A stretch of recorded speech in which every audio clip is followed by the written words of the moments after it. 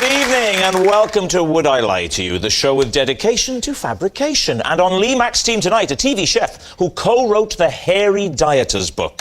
I bought it last week and I've already lost £9. Well, £8.99 to be precise. It's the hairy biker Dave Myers. And a woman whose working day starts at 3 a.m. So put your hands together very quietly so you don't wake her up. It's Susanna Reid. On David Mitchell's team tonight, a man who is one of the few comedy geniuses who can do the vital but thankless task of hosting a comedy panel show. Jimmy Carr. And a comedian and actor with a line in saving nature and restoring homes. But tonight we'll be after a little less conservation and a little more action. It's Griff Jones.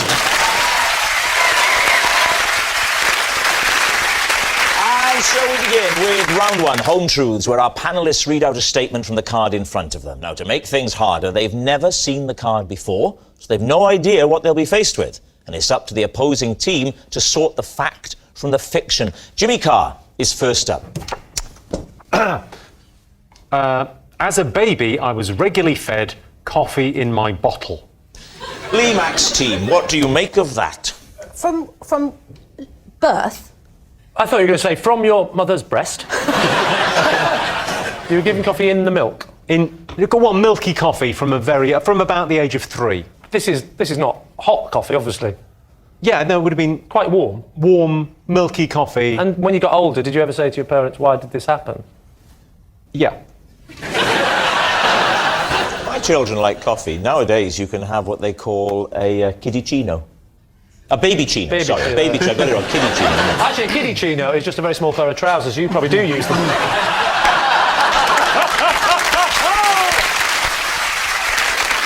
If they were putting coffee in your milk... No, they weren't putting coffee in my milk. I was having coffee. Slightly milky coffee. Okay. Well, that is the same as putting coffee in milk. There's a distinction between putting coffee in milk and putting milk in coffee. Well, what is the distinction? Well, it's like the distinction between having a glass of water and going swimming. In the one case, you're putting water in yourself, and in the other case, you're putting yourself in water.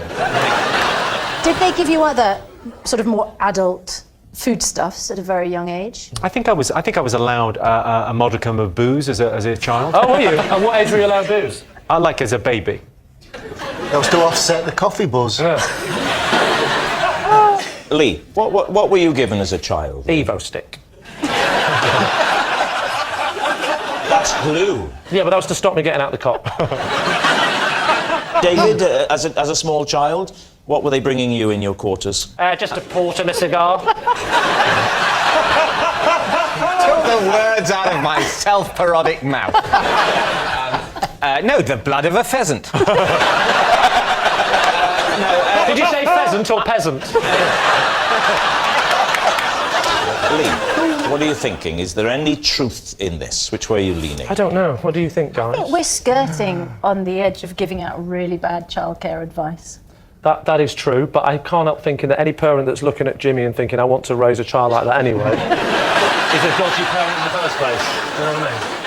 I think it's nonsense. I think it's nonsense. Nonsense, OK. I think it's a lie. You think it's a lie? Well, we'll say it's a lie then. Pretty conclusively, yeah. It's a lie. Jimmy Carr, were you telling us the truth then, or were you telling a lie? I can tell you, it is absolutely true. Ah! Oh. Wow. Yes, it's true. As a baby, Jimmy was regularly fed coffee in his bottle. Dave, you're next. I once spent an entire Christmas locked in a bank. David's team. OK, by an entire Christmas, what are we talking? All 12 days, I'm assuming. No, from Christmas Eve until about 7 o'clock on Boxing Night. On Boxing Night? Yes. When the bank opened for the usual Boxing Day evening. Yes, No, somebody came to let me out. which bank? It was a merchant bank. I was working as a security guard, and I'd elected, due to personal trauma, that I'd spend my Christmas working overtime guarding Hill Samuel in Victoria. And then they forgot about you. No, because there was a rush on at Christmas. I never got relieved on Christmas morning. Oh, we all look forward to that. There, Rob, haven't we? I mean, it's in the Brydon household, I have to say, it's my one Christmas treat. It was the Christmas after John Lennon got assassinated. And you had to go into hiding? No, I don't remember you being implicated in this. but you see, I was living with a girl in Streatham. Yeah, Yoko. No. And we split up because she was seeing somebody else. John Lennon. So I needed to get a job. Yeah. And, you know, I wanted to be a bit of a martyr. So I said I'd work the Christmas shift as a security guard. Like many of the great martyrs through history. Dave, answer me this. Yes, certainly, Griff. You went through a period where you were so lonely and down that you didn't have any family of any kind whatsoever who was saying, come home for Christmas and come and, you know... No, but for they Christmas. laughed themselves silly when I phoned them up on Christmas Day and told them where I was. How did you do that? There was a phone in the bank. What sort of bank is this with a phone in it? Honestly, I've tried to phone a bank over and over and again. So there's a phone in the bank. Yes. Why did you only use it to phone your family and not to phone someone who could have released you from the bank? I kept phoning. It was a firm in Croydon that had employed me. And I kept phoning them and they said they had nobody in to hold on. So I held on right through like 4 shifts. And you accepted that? I had no chocolate. I was locked in the bank. So I couldn't get out. When you're guarding the bank, they lock you in. They don't lock you in, surely. In the bank? Well, they wouldn't give me the keys. I was only 22. So that's how a merchant bank ensures its security over Christmas. It locks a 22-year-old in there. You know, it's all right. If anyone breaks in, the 22-year-old will handle it. No, but I had a phone. You see, I could have What were you phoned for the supposed to police. do if the burglars all come in? You ring Croydon, they say, we'll have someone there in the next 36 hours. Well, how did you actually celebrate Christmas? I mean, what did you do to mark it? I did. Before I went to work, I did take myself a small capon. I stuffed it, little sausages and everything, and I put it by me, you know, away. And I looked forward to it. And when I got back on Boxing Night, the cat had me capon because I forgot to put it away. The cat was wearing your cape. A capon is like a type of chicken. Oh, sorry. I didn't even have a Christmas dinner. The cat wasn't wearing the apron. He said... Oh, the cat's there taking off and doing a fry and going, well, he's gone, I'm about to look after myself. No. He It's a big chicken. No, he clearly said, I came back and the cat had me cape on. So, David, what are you thinking? There is only one person who can answer this question here in this room. So we're going to have to turn to you, Jimmy. I wouldn't have thought there were many merchant banks in Victoria. I don't really know much about banks in Victoria. If it was in Jersey, I'm your man. So, is it the truth? I think true. Do you? I Like like that the detail. detail, the cat, the Yeah. capon. I love the Yeah. story. I'd like to buy the rights. We think it's true. True, we You think all it's true. think it's true? True, Okay. absolutely true. Dave, truth or lie? Sadly, it's true.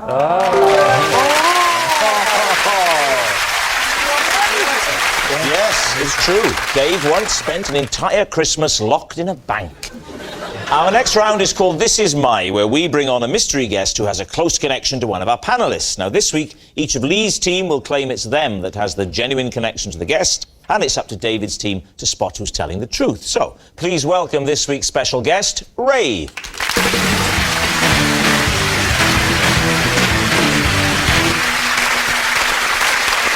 So, let's start with Susanna. How do you know Ray? This is Ray. I stole his title for downing a pint faster than anyone else on the BBC breakfast team. Dave, what is Ray to you? This is Ray, and as teenagers, we spent 2 weeks building a 35-foot-long airship in his back garden for it only to be popped by his pet cat. What about you, Lee? What's your relationship with Ray? This is Ray. He taught me to drive in a hearse.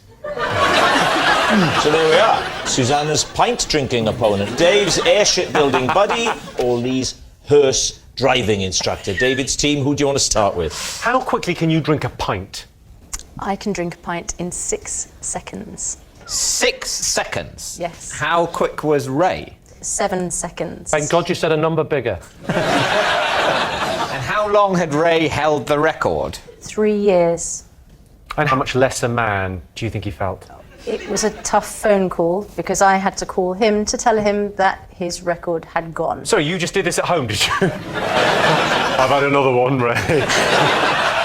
Sorry. I'm really getting through it tonight. Ray, If you're drunk, why'd you turn northern, Jimmy? Because of the alcohol. All right.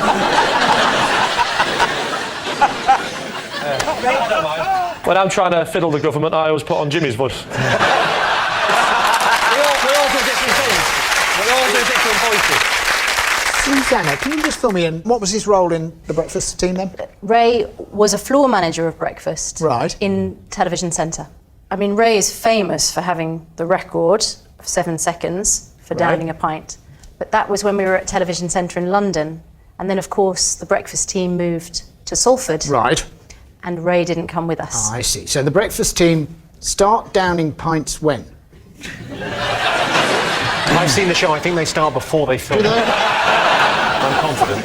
What's the context for this pint drinking? Is it an annual... It is the annual Christmas party. What is your pint drinking technique? You have the pint. And you drink it. Quickly. I tap it once, Yeah? and I do it in 4 glugs. 4 glugs. Yes. That You is... can't do a pint in 4 glugs. How big are your glugs? I'd like to know about the phone call. Did you want to call him straight away? Did you wait till the next day? It was the next day. Did you have to ring him? Because he's already, lost his job. The place he works is closed. And so going on top of that, you may think you're remembered fondly as the fastest beer drinker here. Well, no, not even that. You've been beaten in that by one of the female presenters of the show. He didn't care. He got a new job teaching people to drive in hearses. Let's move on to that. So he taught you to drive why in a hearse? Because that's the vehicle he owned, because he was a funeral director. So what does the sign on his shop say? Closed when he's teaching me. Why did he teach you to drive if he was a funeral director? Because he was a friend who was a funeral director. He just so happened to own a hearse. Where did this all take place? In the hearse. No, I know. I sometimes said, can I have a lie down in the back if I was tired? Where did he come from? Southport. Southport, the streets of Southport. He went Yes. to How do you know Wire- I'm from Southport? I told him. Yeah. How do you know? Because we've been doing this programme for 1,000 years. Right, so you're in Southport. Is that you, David? David, I know everything about you, including the fact that you did not learn to drive in a hearse. Nevertheless, we have to go through this. What age did you get your driving licence? About 22. Wow. 22? Why, what? About 22. Well, I was a did you late wait? developer. I don't didn't think get my he first was- girlfriend till 46. I'm only 44. Give me a call in a couple of years. Actually, I'd like to ask you something. What the name of this funeral director? What, Ray's funeral directors? Ray's funeral director. No, that's not my answer. I said, what? Ray's funeral directors? Yeah, and what was Ray's funeral directors called? I'll tell you now. I'll tell you what Ray's funeral directors was called. Yeah? Jones's funeral director. Jones, how does he do it? How does he come up with it so fast? When he took you out for these driving lessons, did it ever happen that you had, how shall I put it, a passenger in the back? No, but he did teach me once with a coffin in the back that didn't contain a body. It didn't contain anything. Before you go, what was in there? Did he? The Cardo have got a bit more protected over their fruit and veg. Should we move on to the airship? Yes, this is Dave. So you built an airship. I mean, this seems entirely plausible to me. You built an airship in your back garden. No, in Ray's back garden. We had a mutual love of dirigibles. How old were you when you did this? 16. What did you build your airship out of? It was mainly air. No, it was plastic sheeting, but it was sculpted so it did form the shape of an airship. How can you sculpt sheeting? Because the way you cut it and you put it together, when it's blown up, it will assume that shape. And was there anything underneath it? There was meant to be, but it never got that far, really. When the cat jumped on it, It was kind of put With it his out of cape commission. billowing in the wind behind It was a different cat. You have terrible trouble with cats. don't you? How did you inflate it? With a vacuum cleaner put on blow. So you blew it up with the Do they vacuum have cleaner. blow function? I don't know. Do you do the vacuuming very often? God, no. I don't know, I'd have to ask my people, but I imagine someone does. This is terrible to see 3 grown men who've never picked up a vacuum cleaner. Oh, I It's like, have right, picked Oh, I picked one up, yeah, but not for vacuuming. Yeah. So the idea was you actually get the shape formed, and then you heat the air that you put in, and hopefully it would have flown. How do you heat the air once it's already in there? Crafting a gondola with 2 camping stoves on. Okay. It wasn't to carry people. You said crafting a gondola. Yeah, 'cause now we never I know got what that all far 3 of because- those words mean. Can't get a concept out of them. In airship terminology, in dirigibles, it is a gondola that's suspended underneath the bag of gas. Oh, you know what, that fact alone, Have true. you changed channels? Where were you going to go? Venice. Just flying, really. It was I was just... thinking next time I get locked in a bank, I want an escape plan. You see, I've been on an inflatables course where Yeah, been on it. Hang on. What is an inflatables course? It's for people that keep letting down their girlfriend.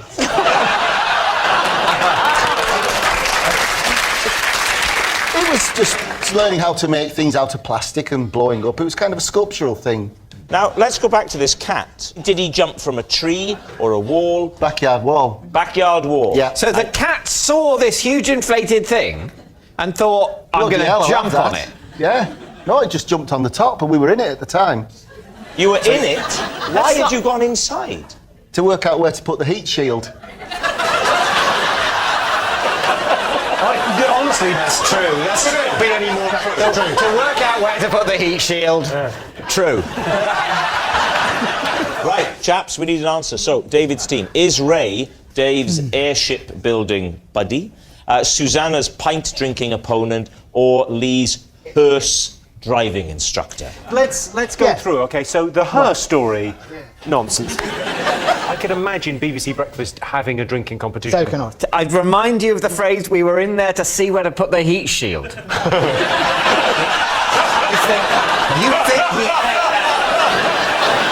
And let's not forget the phrase, Jones's funeral director. I think he's a mate of Dave's. I think he looked so much like a mate of Dave's. If we stood them face to face, it would look like a vase. So you are saying, therefore... Airship! Airship, right. Airship. OK. Ray, please reveal your true identity. I'm Ray, and I built an airship with Dave.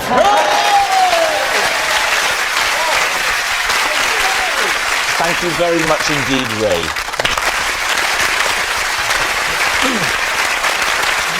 Which brings us to our final round, quick-fire lines, in which our panellists lie not only to their teeth, but against the clock. And we start with... It's Susanna. Off you go. My dad used to keep a coconut in the car because holding it was the only thing that would cure my travel sickness. David's team. Where did the coconut come from? We used to go on this very long journey to Devon. Yeah. That's where we used to go on holiday. One year, when the fair came to the village where we were staying, we won a coconut, and because I was sitting with it in the car on the way home, because I was so fond of it, it was the one journey where I didn't get sick. And you hadn't opened the coconut, you hadn't given in to No. the temptation, which most of us, when we get a coconut, really the thrill is the smashing open with the hammer of the coconut. I disagree. Oh. It's the drilling and the sucking the milk out with the straw. Some of us like to drill and suck, some of us like to smash. This is what it says on robsmatch.com website. So, talk us through the benefits. I mean, what was it about holding the hairy little fella that... You got excited then, didn't you? That's brought you such comfort? I think it must have just been the texture of it and also the sheer distraction. This could be the best night of your life, David. It would help me to visualise if you could put your head in her lap. Can we do that? Can you just... You pop your head, just so we can get a feel. You could just... Well, do you know what? He didn't take much persuading, did he? So how would that look? Is this something we could believe in? Yeah, just slightly higher so we can see. I'll tell you what, I'm Yeah. glad he faced that way. That could have been awkward, couldn't it? You don't look as delighted with the coconut as I was expecting. Can I just say, with my slightly spiky hair, I probably am slightly more coconut-esque. Just saying. Too late, the coconut's been cast. So, David. David, what are you thinking? What do you think, Griff? I don't believe the old hairy coconut story. I think definitely true. So I'm saying true, Griff saying not true. I So don't know. whoever your favourite is, just go with that.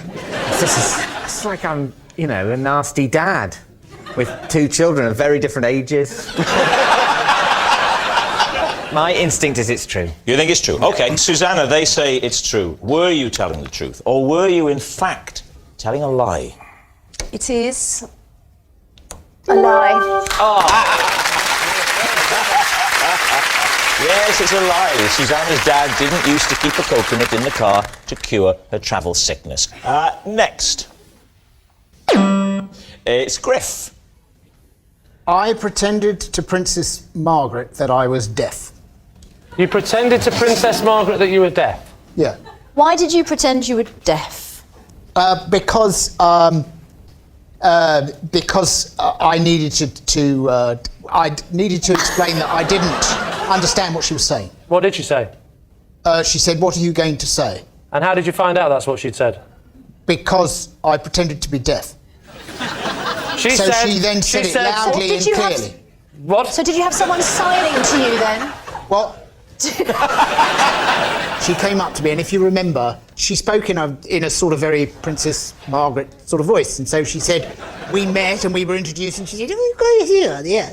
And you said? And I said, "I beg your pardon, ma'am," and she said, yeah. And I said, "Yes," and she said, "What do you mean, yes?" And I said, "I'm terribly sorry. I didn't quite catch what you said then, ma'am. I am a little deaf." And she said? "What are you going to say?" And what were you going to say? What? What was the answer to the question? What were you going to say? What is the answer to that question? I haven't thought it through yet. You mean you talking to me now or to Princess Margaret? Princess Margaret. So you said the answer should have been I haven't thought it through yet. Yeah. But what did you end up saying? That's what I said to her. I haven't quite thought But it through what? No. yet. But what? The answer? No. Yeah. I'm asking. She said, "What are you going to say?" Yes. He said, "I haven't thought it through yet." And Yes. what I want to know is, what were you going to say in the thing that you were supposed to say? Oh, I was going to make a speech. And what were you going to say? He hadn't thought it through I yet. hadn't thought it through at that stage. What did you say? Something about art. Pardon? Art. Sorry, I didn't understand what you said. No, I said I had to make. Oh, that's better. You can hear better with your glasses on, can't you? Yeah, I can see you because I can see your lips moving now. And probably I might be able to read them. Okay. It was a competition. It was an art Competition? competition. Were you in it? And I was giving prizes. Oh, you were to the giving people. prizes? Yeah, and she'd been invited along Right. as the a royal member of royalty. And so she's- I met her, Yeah. and I couldn't understand a word she was saying, so I had to lie And pretend you were and deaf. it all went horribly wrong. Lee, what are you going to say? Is that true, do you think? What do you think, Susanna? I think it's true. Think it's true? I think it's true. You can't stand there going, "Hey, you what?" I think Griff would try and just smooth his way out of it. Yeah. He's a smoothie, I think isn't it's he? true. He's an old smoothie. I think it's Yeah. true. You think it's true? Griff, were you telling the truth or were you telling a lie? What? It's true. It's true. Yes, it's true. Griff did pretend to Princess Margaret that he was deaf. Next. It is Lee. I have hidden in a cupboard to escape Anthea Turner. David. Where were you when this happened? In the cupboard. Where was the cupboard? In the room I was hiding from Anthea Where Turner. was the room? Just away from Anthea Turner. What was the occasion? And do not define the occasion or the geographical space in relation to Anthea Turner. What else was it? It was on a TV show that I was doing. Hide in the cupboard from Anthea. I remember seeing it on BBC Three. Very good.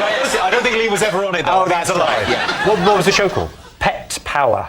Pet Power. Pet Power. Yeah. It was about the premise cats of with the show? capes.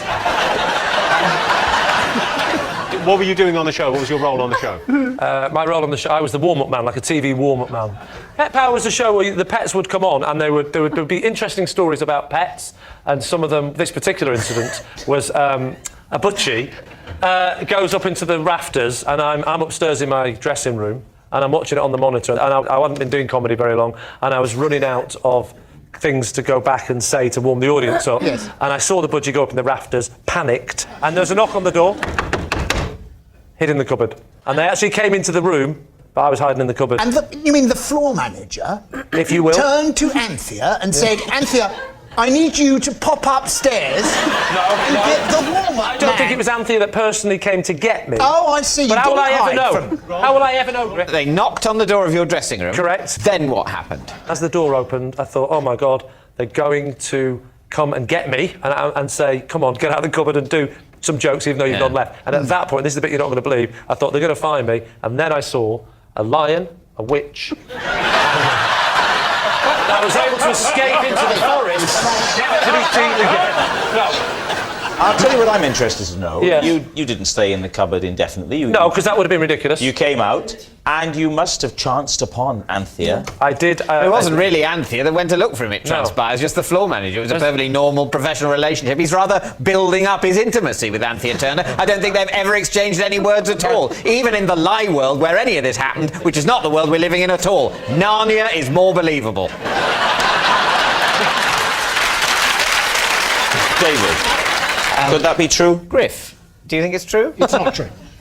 Jimmy? I think it could be true. I know Lee used to do TV warm-ups. I used to do TV warm-ups as well. It's how a lot of comics start. And I do think when you start out, you run out of material. You do. Do you think it's true? I think it You've could be talked true. yourself into thinking it's Yeah, I have, Well, yeah. I listened to you earlier in the show and it didn't work, so I'm going with Griff. It's a lie. You think it's a lie? OK, Lee, was it the truth, or were you telling a lie? Of course, it is absolutely true.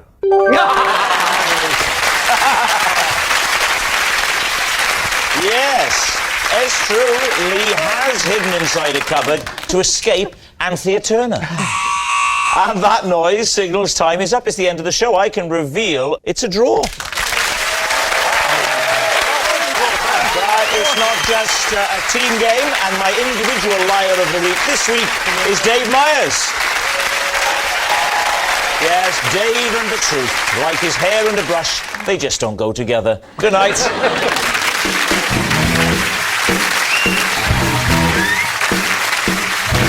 A blind date with an army doctor leaves Miranda fighting for her love life next on BBC One. Alpaca farming in Peru over on BBC Two. Wild Shepherdess with Kate Humble just started. And you've got the best seat in the house for Dizzy Rascal and Folds live from Glastonbury over on BBC Three now.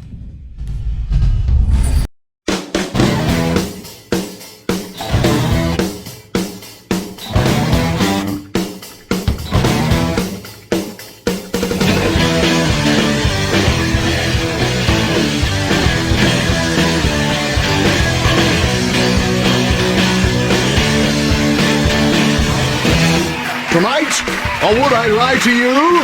He's got an ology. It's David Baddiel. That deserves an apology. It's Maureen Lipman. And their team captain, David Mitchell. And facing them tonight, I don't believe it. It's Jimmy Carr. Now that's out of the way. Here's Richard Wilson. And their team captain, Lee Mack. But first, imitate a gas leak and bring the house down for your host, Angus Deaton!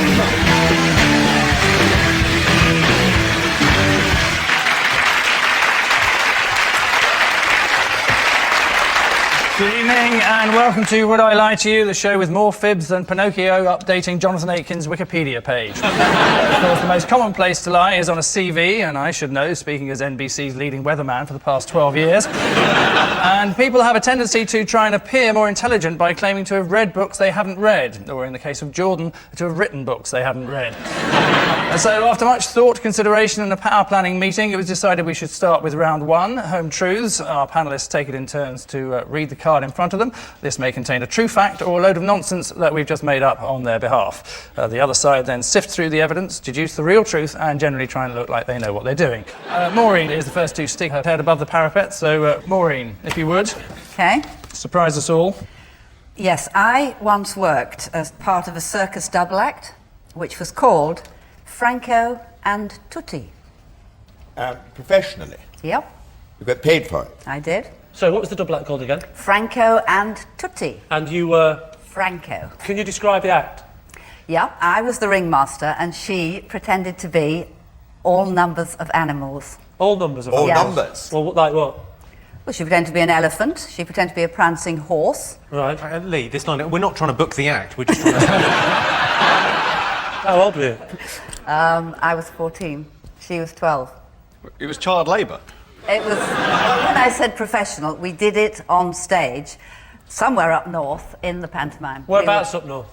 In Hull. You so said that as I'm the expert on the north. It's a place called Hull. This sounds like it might be true. Yeah. We won this thing to go on the panto. You won a competition to go to Hull? No. What was the second prize? No, So you weren't paid for it? yes, we were. You were paid for it? Well, we were given food. Were you given like buns when you were an elephant? What was the name of the panto? The panto was just your traditional Cinderella pantomime. And how many And shows? Not that traditional, because in the middle of it, a ringmaster came on, and a girl dressed as an elephant and then a donkey. The old traditional pantomime of Cinderella. In pantomime, Lee, they do mess around with the story a bit. They don't just... Yeah, they do, but not in traditional pantomime, they don't. In the story of Cinderella, God, I used to there's run- no bloke dressed as a woman. You know, in the fairy tale, pantomime itself is already screwing around with the story. Are you having a little bit of a circus bit? It's just a bit of fun. I saw a panto. They had a laser light show.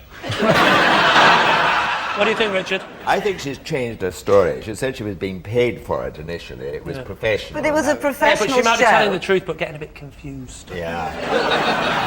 It's true. It's Maureen Lipman. So what do you think, team captain? I'm saying it is a lie. Maureen, gospel or garbage? It is, in fact, a lie. It is a lie. Yep, it's a lie. Maureen was not part of a circus double act called Franco and Tutti. A recent report cleared circuses of being cruel to animals, but found them guilty of cruelty to audiences. Many feel that there's no need to pay £20 to see people falling over each other, throwing knives and wearing ridiculous amounts of makeup when you can just visit Basildon on a Friday night.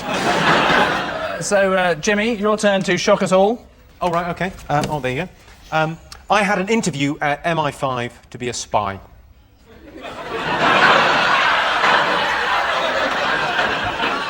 Where's MI5, Jimmy? Where's MI5? Yeah. Well, it's on the South Bank now, but that building wasn't finished at the time. So it was a meeting in Millbank. What was it, like a planning meeting to join MI5? Like a planning? No, I wasn't going to build a new In fact, the headquarters. building wasn't finished. We're thinking of setting up a big organisation of spies. Well, you know... Lots of guns and handcuffs and itching powder. We don't know how we're going to use that, but it's all fun. And we're building a huge, crazy building on the South Bank, which is actually MI6, but never mind.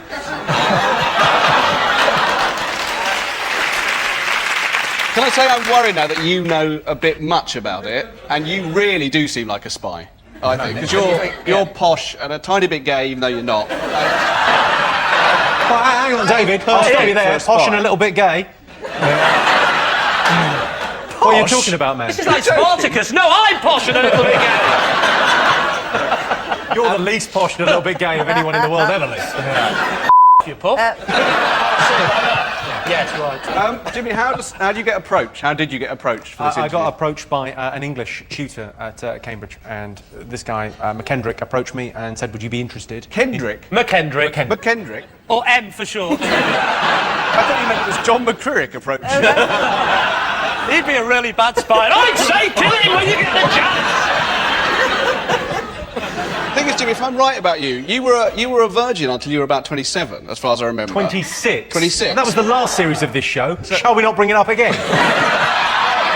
Here's the thing. This was your opportunity to pull. Jimmy, how much are we going to be paid for it? I don't think... Could have get paid in sticky buns, Maureen. A sticky bun for every kill. Yeah. Would you been sent abroad? Well, don't you start. I'm having enough trouble with them. You're not even in this. What are you talking about? Jimmy, your attitude under interrogation is just a bit churlish, which, as a spy, it really shouldn't be, you know. The other interrogator starts asking questions and you go, are you in this? Was this during the Cold War? Yeah, I'm 50. You might be. Your hair's dyed. So. Fashion tips from the tramp.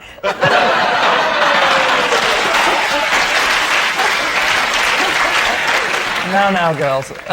Was there a practical side to the interview? Did you have to... Yeah, I had to a girl in a speedboat.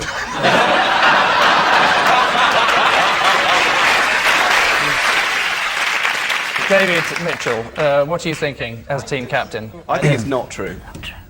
OK, I'm torn, but both of my teammates think it's not true. You're tending towards... We'll go with that's a lie. OK, they're saying it's a lie. Jimmy, is that the truth? It's a lie. Can I just say, you've made that really hard for yourself. It says I once had an interview at MFI. Yes, well deduced. It is a complete lie. Jimmy did not have an interview at MI5 to be a spy. But these days, to be a successful spy, you need dedication, nerves of steel, and the ability to spot a radioactive teapot in a sushi restaurant. And lastly, David Baddiel, your intriguing information. I have snogged 2 of the Spice Girls. I don't think you've snogged 2 girls. Which 2, David? Which 2? Scary Spice and Sporty Spice, Mel C and Mel B. Well, that's a very... I've put the Spice Girls in order, and no one starts with those 2. Was it together at the same time? Yes, it was. You snogged them both at the same time? Yeah. I don't like the word snog. What I say is I went to bed with 2 of the Spice Girls. As it was, obviously, I just snogged them, but I like to leave that What, did open. little David let you down? I think it's definitely true, no further questions. It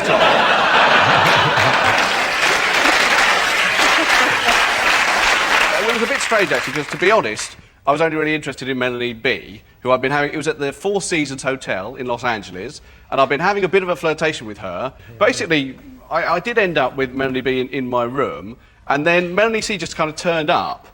I don't know why at all. I presume if you want to be my lover, you've got to get with my friend. I don't know. Right? But she did just turn up. And then I was sort of snogging them, and then the phone rang, and it was security. And the security said, we've had a lot of complaints about noise in your room. We're sending someone up to chuck you out.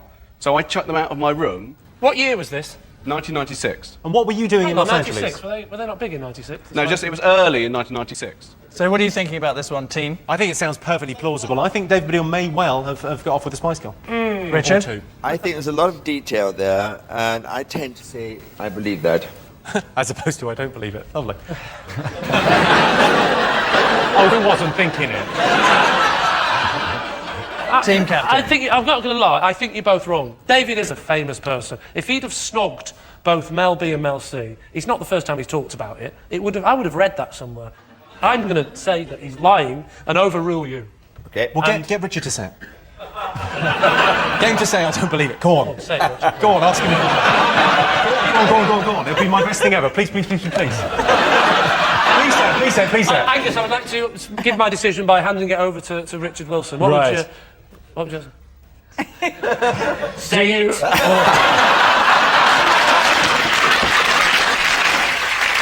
Well, I've got a catchphrase as well, which is, I think you're a lying scruff. OK.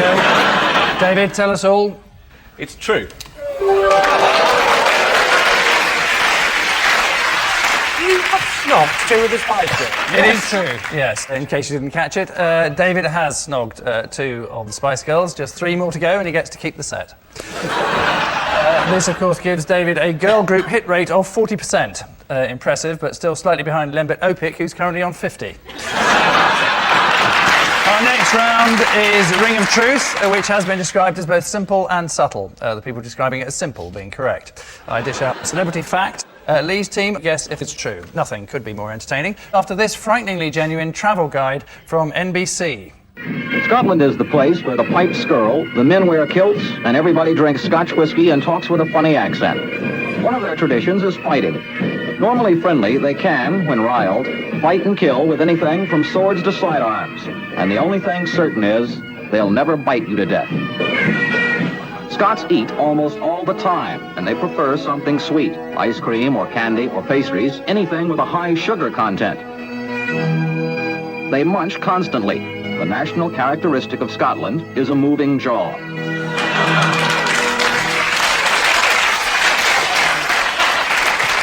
Can I just say I take that as an insult on behalf of the Scottish nation. It's balderdash, and I want that man's name. Disgusting. This is your chance. Why didn't you say... Nice one. It's your chance. Say it now. No! Is there a question to go with that, or are we just agreeing? Because I agree with everything that was said. Yes.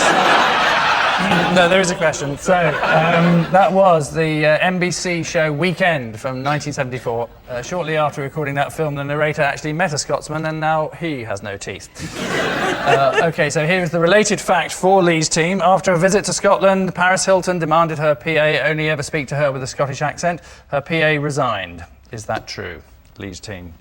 I mean, firstly, I don't think Paris Hilton's got a PA, because I think she seems quite down to earth to me. She probably just organises some stuff herself, doesn't she? Does it all herself, yeah. Yes, this was something that she said after visiting Edinburgh last year. It's a beautiful accent, isn't it? It's amazing kind of pronunciation. But so she might have kind of... But she's a Why would she? How would she pick up And also, on that? wouldn't it, because I'm guessing that the purpose of it is to, because she probably thinks, oh, I've been to Scotland, it sounds very cultural and interesting, I want my PA to speak like that, but that's only fine if you're not, I mean, the kind of job she's got, her PA is going, Reid, you've just had Playhouse asking if you can get your tits suit. That good accent? No, it's terrible. Was it?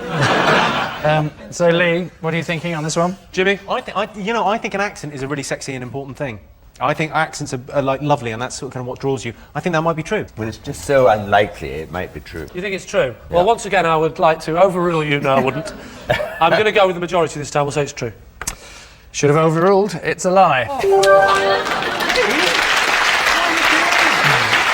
Yeah. It's completely untrue. Paris Hilton's PA did not resign after being ordered to speak with a Scottish accent. Being Paris Hilton's PA would certainly be a demanding job, what with all the organising and holding the camcorder steady. Which means at the end of that round, it's David's team who are cock-a-hoop, charging ahead 3-1.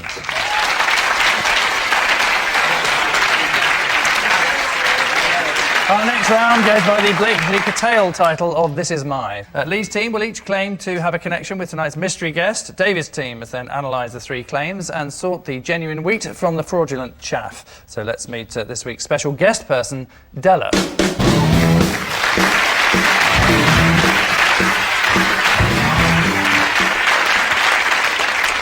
So, Richard, what is Della to you? This is Della, and Della and I danced on my dancer-size fitness video.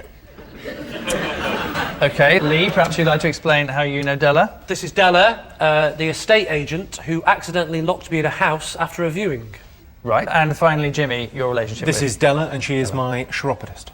Right, so there you have it. A dancer-sized partner to Richard, a forgetful estate agent, if we believe Lee, or a chiropodist to the stars, or at least Jimmy. David's team.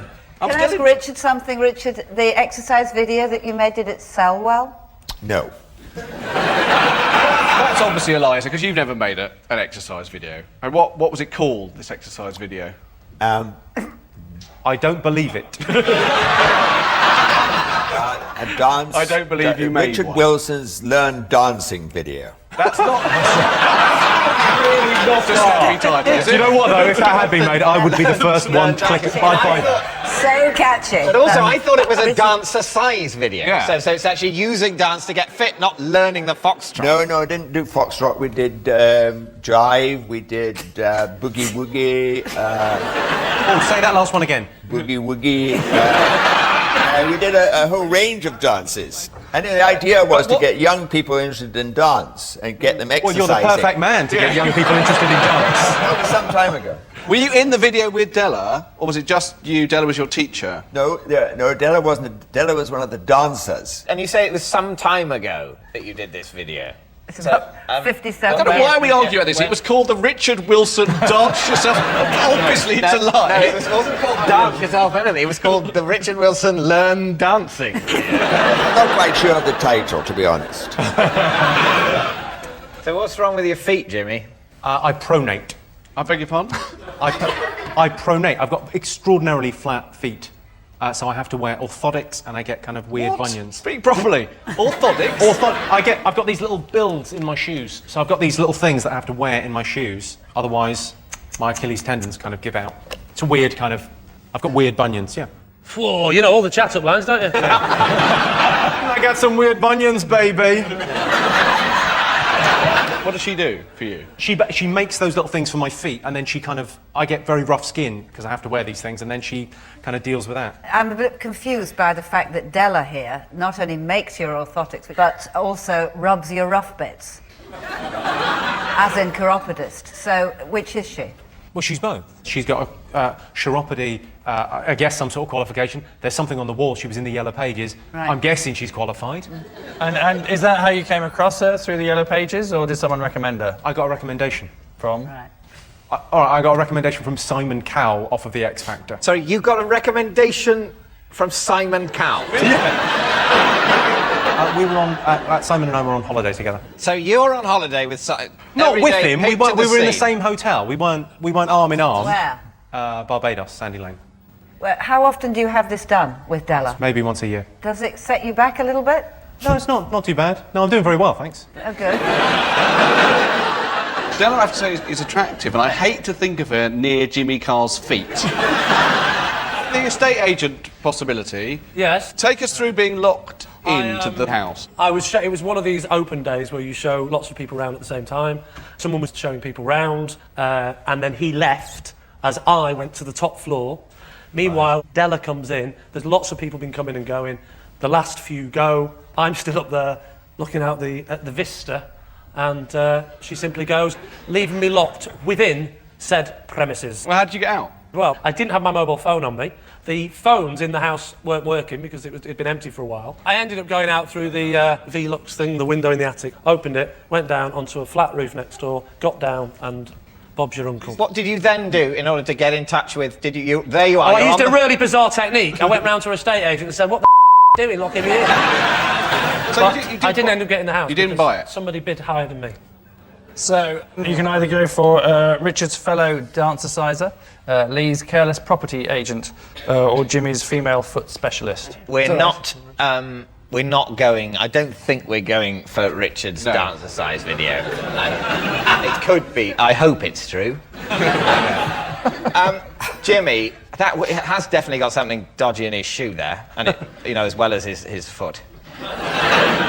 And Lee's story is it's quite a full story. He's thought about it. He's given far too much detail, so therefore I think it must be true. I think it's Jimmy. You going with I'll still go with Lee, and you're going with Jimmy. So you decide. I think it's Jimmy.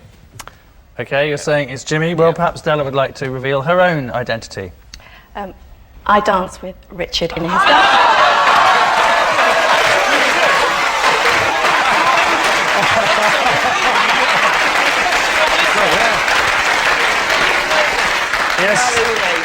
Yes, Della is indeed Richard's video dance partner, and if proof were needed. They told me you can relieve stress, tension, keep fit and learn to dance. I thought, I don't believe it. So, if you're in a jump at a party or at home, put on some music and dance away your cares. So, let's dance.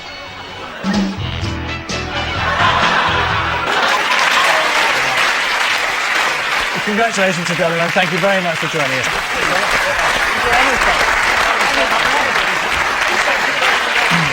And so we come to our final round, quickfire lies, more truths than lies, but this time against the clock. Lee's team are currently behind, so have one last chance for redemption, starting with David Mitchell.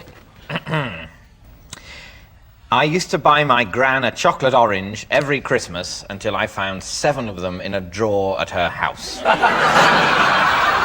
That sounds like a chilling moment. What were you doing rummaging through your nana's drawers? What were you looking for? There's no bras in here. Oranges. I've painted a horrible picture there, David. I can only apologise. I was fetching a packet of cigarettes for my grandfather. Wait a minute. Why does your granddad keep his cigarettes in your grandmother's drawer? It was... Pardon? Sorry, there's a glitch in the Matrix. It was in their bedroom. He used to keep his cigarettes in an item of furniture called a tall boy. And I would go and... This was when I was sort of, 11 or 12. I would go and fetch them for him so he didn't have to go upstairs. and I found at the back of the drawer these 7 chocolate oranges. Oh. What did you do after the discovery? Confront her? Shot her. No, I didn't do anything. I didn't buy her any more chocolate oranges. Did you not mention it to her? No. Were you devastated? I felt a bit bad. Is this sounding convincing? I don't think it's true at all, because I don't think she'd keep them all lined up neatly in a drawer like some weird psycho horror film. You've watched some very tame horror movies. The row of confectionery. Some of them are out of date. What do you think, Richard? I say a lie. Jimmy? I think it's true. Well, I'm going for age and experience. I'm saying that I agree with Richard and say that that is a lie. Saying it's a lie. It is, in fact, a lie.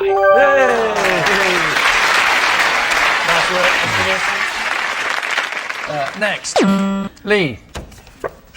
I have been attacked by a snake charmer and his snake. That seems unlikely, because a snake charmer doesn't need to attack you as well as his snake. If he's a snake charmer, he just goes and the snake attacks you. Why would he bother to attack you as well? Yeah, where did the encounter happen? It happened in Morocco.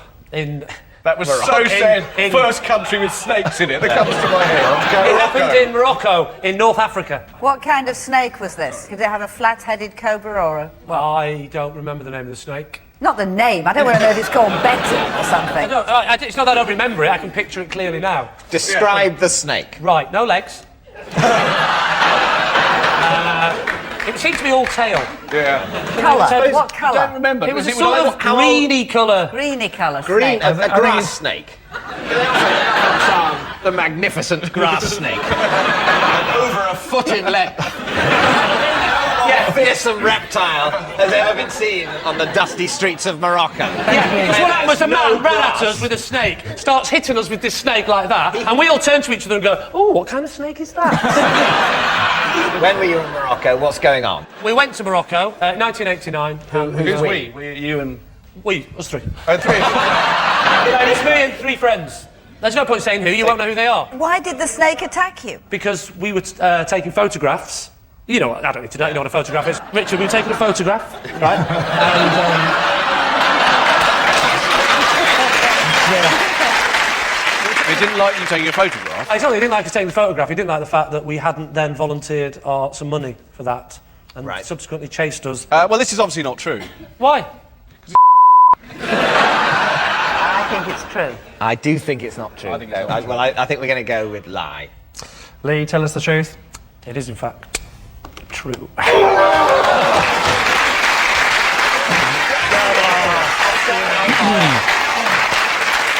Next. David Baddiel. All right, this just says possession on it, which means that there's something here which is mine. Oh, Yes. And this is it. This is the neck brace I wore once just to get an upgrade on a flight. Was there anything the matter with your neck at the time? No. And you just wore that to get... Definitely true. I know you. It's bound to be true. I can speak for your character. That sounds exactly the kind of thing. I'm amazed you weren't in a wheelchair at the time, frankly. So you took it with you for that purpose? Yes. Did it work? Yes. Where was your seat? Was that in club or economy? It was originally in club, and I got upgraded to first class. Could you just slip it on, just so that we can see how I can slip it on. Yeah. Vulnerable you look? How does it look? Hang on, this is the face I did as well. Just look like a vicar. Did you keep it on for the entire flight? Yeah, I did. I was too worried. Did you take it off? Taking it off. What did you tell the stewardess was wrong with you? She didn't ask what was wrong What with about me. the person you were sitting next to? Didn't they ask what you'd done? It was a while ago now. I mean, Not I the think bloke with they the did. plastic-ass legs. There's nothing wrong with me either, mate. The whole of first class. There was a guy... Where's the toilets, mate? There was a guy... I think they did ask, and I think my story was that I'd got very bad whiplash from a car accident. So, Lee, what are you thinking? I don't know. I would have thought this was a lie, but what do you think, Richard? I think it's a lie. You think it's a lie? I think it's true. I think it sounds true to me. You think it's the truth? What do you think, Mr. Baddiel? No one's ever actually tried that tactic, have they? David, if you were us, what would you say? I would say it was a lie.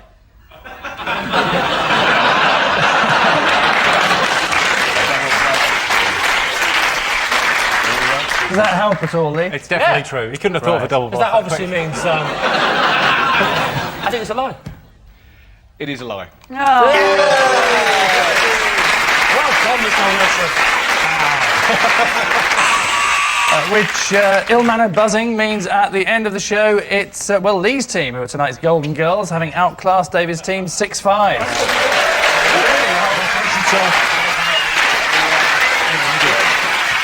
And we leave you with news that according to research scientists, if a person's eyes move to the left, they're retrieving factual information. If they move to the right, then they're lying. If they move to the left, then the right, then the left, then right, left, the chances are they're watching tennis. Good night.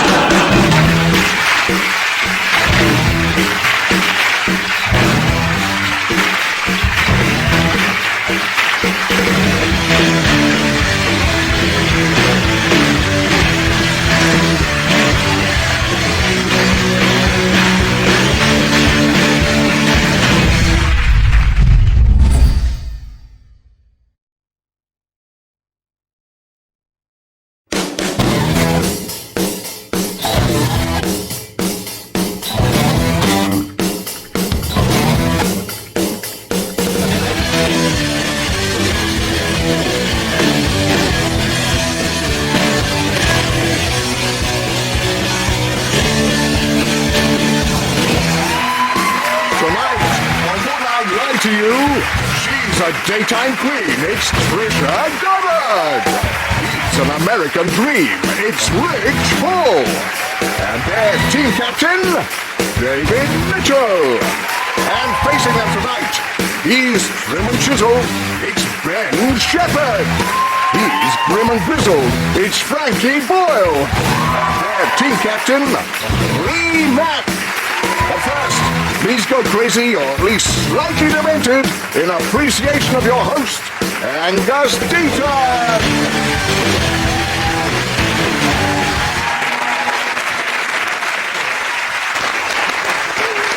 Good evening and welcome to Would I Lie to You, the show where lying is not just tolerated but actively encouraged. There are occasions in life when we have to lie, whether we like it or not. After all, we're never going to be able to park that close to Tesco's unless we at least fake a limp.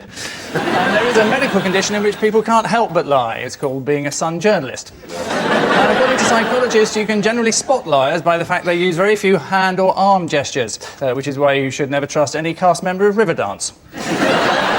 Which brings us to round one, Home Truths, in which our panellists tonight take it in turns to read out a statement about themselves, and the other side take it in turns to look intelligent and work out if it's true or not. As yet, the panellists don't know whether what's written on the card is a true statement or an outrageous lie, so speed of thought, or at least avoidance of wide-eyed panic, is preferable. Trisha is first into the fray, so Trisha, your confession, if you would. I'm currently beating Jeremy Kyle 5-3 at Internet Scrabble. Right. Lee, your thoughts? How did this come about? On the internet. How did you meet Jeremy Carr? Not intentionally. Did you meet him when you were out trying to round up guests for both your shows? Just firing tranquiliser darts into farm foods? He was trying to avoid doing a lie detector show. Would either of your audiences know what a lie detector was? Surely you're just hooking chavs up to toasters.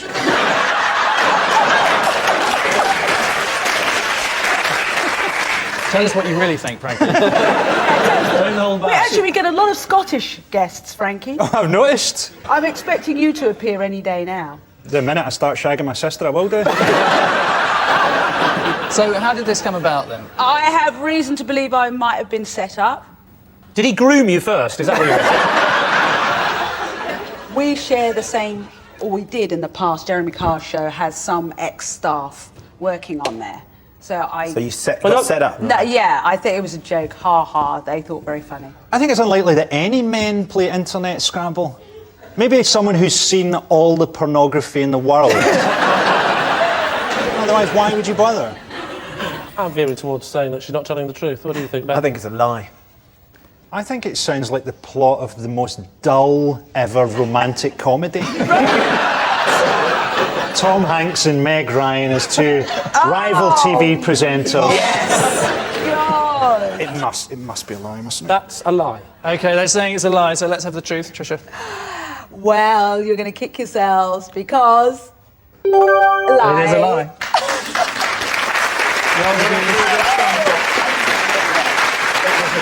Yes, it is a lie. Tricia is not currently beating Jeremy Carr 5-3 at Internet Scrabble. If she had that much time on her hands, she would be a member of her own audience. Of course, some people think of Jeremy Carr as just being a bully, but it's easy to forget that he's also a twat.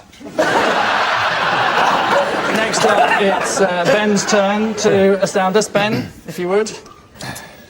I've been offered £2,000 by OK Magazine for pictures of my dog's birthday. What's your dog called again? John. My dog's named after my grandfather. As a kid, I grew up, my parents always had Jack Russells, but they were called Daisy and Feely, and I hated having to take them for walks. You know, walking your dogs as a teenager, and you've got to shout, Daisy, here, Daisy! And there's a nice-looking girl walking past her dog. You look like a fool. I'm not convinced you do look a fool. You're allowed to give dogs frivolous names. People don't expect Rover. What a stupid name. Should have called it Andrew. Personally, I've always liked the idea of giving a dog a human name. Incredibly sensible, a crushingly sensible name. Have you given your dog a surname? Invented a sort of fake national insurance number for your dog. Wait, listen, this birthday, it's birthday, is there a cake? Are there other dogs coming? Well, no, because I think essentially the idea being that if I had a birthday party for the dog, then my family would be there and they would get sort of a family shoot as well. Is there to be a cake? Of course. Made out of chum or something. Yeah. But I think it's huge, horrible, meaty cake. They'll be made out of the hooves of horses. So, David, what do you reckon? Do you know, it's one of those, like, it could be true or not, couldn't it? I can believe £2,000 is not a lot of money. It's a fortune to Jack Russell's. I don't think dogs are allowed legally to own money. Aren't they? No, there's a terrible fear that the Queen would leave the whole country to one of her corgis. What do you think? I don't believe him. I don't believe him, but it's so stupid it just could be true. I think it's not true. We think it's a lie. Say it's a lie. Ben, time to fess up. Well, I'm afraid it's a lie. It is a lie. Well deduced. I totally believed you had a dog called John. I Do you not even have a dog called John? No, I don't. Do you have a dog? No. Really? No. No one would make up a dog named like John. Would you have a dog? I don't, no. If you had a dog, would you give it a very normal doggy name, or would you give it something more individual? I don't know. I haven't. I've made a decision early on in my life. Don't think of dog names before you have a dog. Don't get distracted when you're supposed to be doing your tax. I'll tell you what I could usefully do instead. Think of a name for my first 7 dogs. Yes, it is a lie. Ben has not been offered £2,000 by OK Magazine for pictures of his dog's birthday. Perhaps the most famous celebrity dog in the world is Tinkerbell, belonging to Paris Hilton. And I'm sure if she could only speak, what incredible stories of showbiz decadence Paris Hilton could tell. Frankie, your revelation. I have rated 98% on a psychopath test.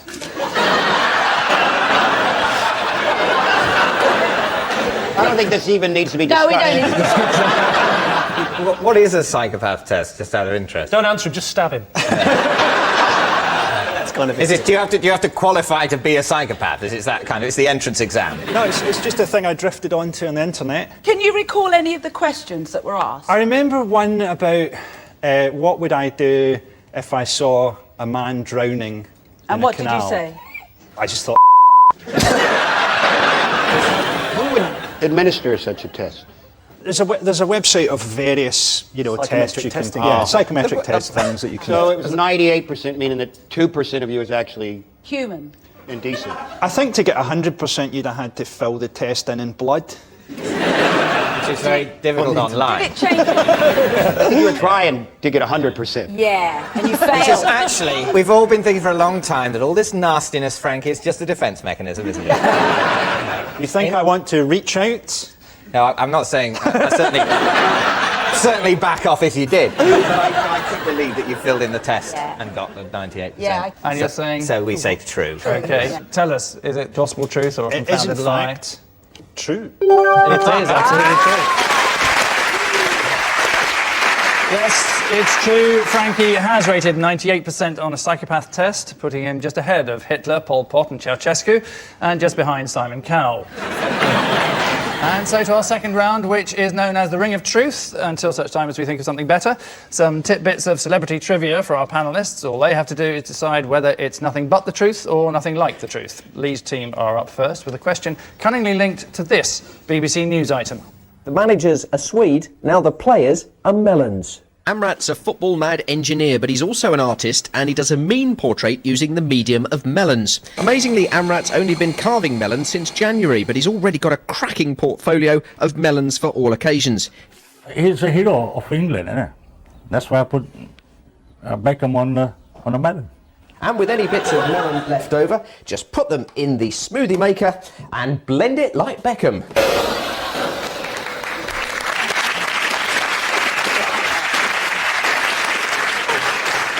So the related fact for Lee's team is this.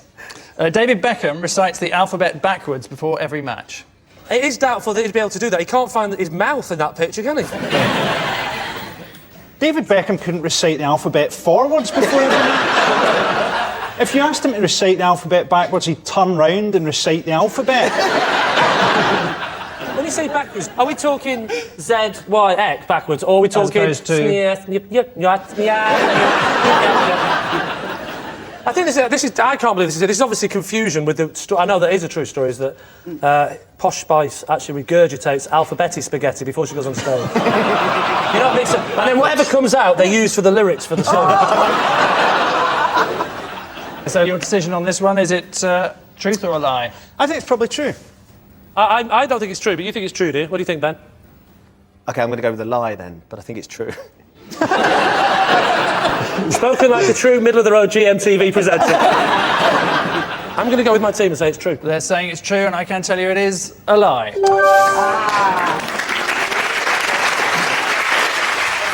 Sadly, David Beckham does not recite the alphabet backwards before every match, although he did begin to recite the alphabet forwards once, which is why we didn't see him play for a year and a half. So, to David's team, who have this to ponder. And your name is? Simon Curtis. Your occupation? Administrator. And your chosen subject? Is the films of Jim Carrey. Jim Carrey. In 2 minutes. Which Jim Carrey film is his character's love interest dragged into a car by her father saying, "Fiji, we're moving to Fiji"? Pass. The Grinch lives on which mountain overlooking the town of Whoville with only his dog Max for company, and How the Grinch Stole Christmas? Pass. In Ace Ventura, Pet Detective, what's the name of the mental hospital at which Ace gets himself admitted in a search for clues for Snowflake, the missing mascot of the Miami Dolphins? Don't know. Pass. In Finding Dick and Jane, to which position is Dick promoted in Globodyne, the company which is a direct parody of Enron? CEO. Vice President of Communication. For which 1996 film did Jim Carrey sign a $20 million contract, which was a record amount for a comedy actor at the time? The Cable Guy. Correct. What does Stanley Ipkiss transform into after being a matador in the scene in the Coco Bongo Club when he's shot at while wearing the mask?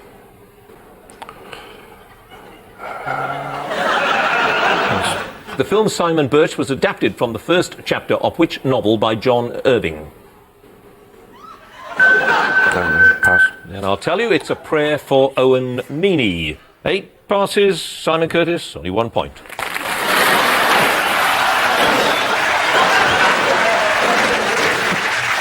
Instead of going, you had 8 passes in one... You should have got off. You've wasted our time here. The best bit was when he did the general knowledge round and he actually got them all right, apart from that one bloody Jim Carrey. So here is the related Jim Carrey fact for David's team. While filming Me, Myself and Irene, Jim Carrey missed his dog so much he bought him a 3-bedroom house near the set. I feel sorry for the guy who lives next door, who's scrimped and saved all his life to buy a nice house. I wonder what the neighbours are like. Oh, it's a Dalmatian. You see, those aren't the words of a psychopath. Proud for that person who's scrimped and saved. David, your answer. I think it's so weird it could be Well, it true. could, but the thing is, that's the trouble with these film stars. He could have done weirder things than that, but that doesn't mean it's exactly what someone would make up, as well as exactly the sort of thing he'd do. I'm willing to say, though, that he probably did buy a 3-bedroom house. I'm saying that he probably did. Well, I'm very happy to go with Will you kill the us team if it's decision. wrong? I won't kill you. Oh, no, it's him. He's the killer. I haven't killed anyone for years. So you're saying it is true? True. OK, and I can tell you that it is absolutely true. Well done. Jim Carrey did buy his dog a 3-bedroom house near the set of his film Me, Myself and Irene, though the dog is now looking to sell up. So he's painting the walls a neutral colour, baking fresh bread and has stopped shitting on the floor. So at the end of that round, a quick check on the score shows that it's David's team who are stepping on the gas, cruising into a lead of 3-2.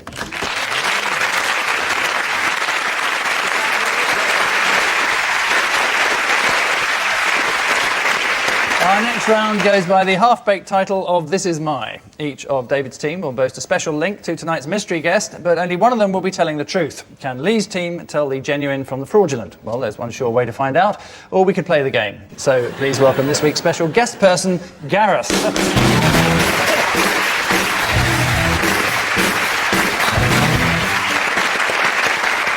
So, Tricia, what's Gareth to you? This is Gareth, and he came on my show to cure his fear of Scotch eggs. Yeah, right. Okay. Rich, perhaps you'd like to explain how you know Gareth? This is Gareth, and he pimped my ride and turned my car into the ultimate fishing mobile. And finally, David, what's your relationship with Gareth? This is Gareth, and he freed me from a roller coaster when the car got stuck. Oh, please let that one be true. Please. So there you are. Tricia's phobic guest, a car pimper, according to Rich, or a theme park rescuer, if we believe David. Lee's team, where do you want to start? Oh, definitely Tricia. I've seen your show. You don't have people that come on because they're scared. You might have come on because you had sex with a Scotch egg. Scared of a Scotch egg? He had a bad experience. How does the fear manifest itself? He used to sort of get panicky and scared when he saw a Scotch egg. Surely it's really easy to avoid Scotch eggs. It's a tiny section of the supermarket that you could easily walk round. Oh, I need to get some Baileys for Christmas. Oh, Nick! What if he loves pork pies?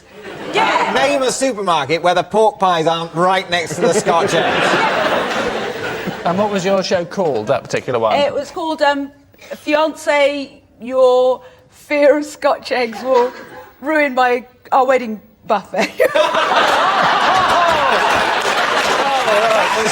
That's insensitive. To deliberately order the pyramid of Scotch eggs. No. Future husband's terrified of them. If I could steer you towards one of the other. Oh, yes. So, what about the roller coaster? Which roller coaster, David, was it? It was the runaway mine train. The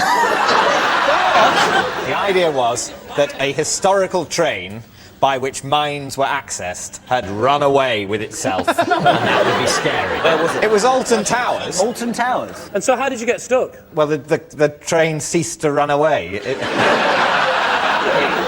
But it goes through lots of tunnels, and in one of the tunnels, it suddenly stopped in the dark. Right. And they said over there was a speaker, and they said, stay where you are, we'll be sending someone, and it was Gareth. I'm honestly struggling with the idea that you went for a day out to Alton Towers. Were you presenting a documentary for BBC 4 about the horror of modern life? He thought it was a National Trust home, didn't he? There's absolutely no muskets on display here. Well, David's not been on a ride and got stuck, has he? No, David's never been on a ride. I was on a stag do. That's where people like me have to do things that they wouldn't otherwise remotely want to do. What about Rich's car pimper? Rich, your car was turned into a fishing mobile. What is the car? What was it? What make? It's not a car, actually. It's a small pickup truck. So how did it turn into a fishing mobile? Well, basically, there's just two big all-weather bucket seats in the back that you can sit on and fish without, and swivel. It has a rack for fishing rods, and the glove box folds out, and you can tie flies on the glove box. No, it sounds like he's doing drive-by fishing. There we go. You get out of your truck. So he's not done much pimping, has he? All he's done is took a better pickup truck, stuck some fishing rods in and a bucket. It's not pimp my ride, it's stick a bucket in my car, is what it should be called. Am I right in saying that the phrase pimp my ride means modify my car? Yeah.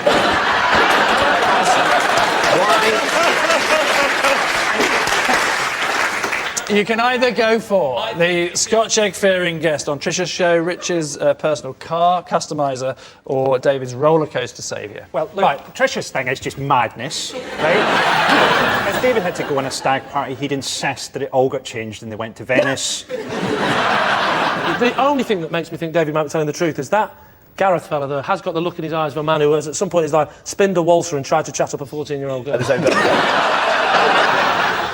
I don't think it can be Scotch egg boy because he wouldn't want to come on national television again to reveal he was scared of Scotch egg. So Lee, please, a decision. I don't know why, but I think it's Trisha's telling the truth. No.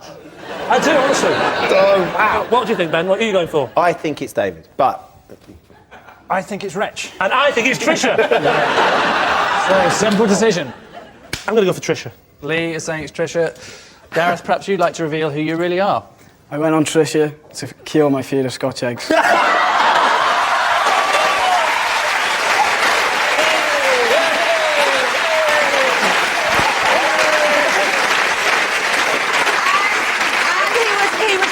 Absolutely brilliant. So, are you cured now, Gareth? I am, yeah. Yeah. And the wedding's going ahead? It is, yeah. Congratulations and thanks very much, Gareth. Thank you. Well done.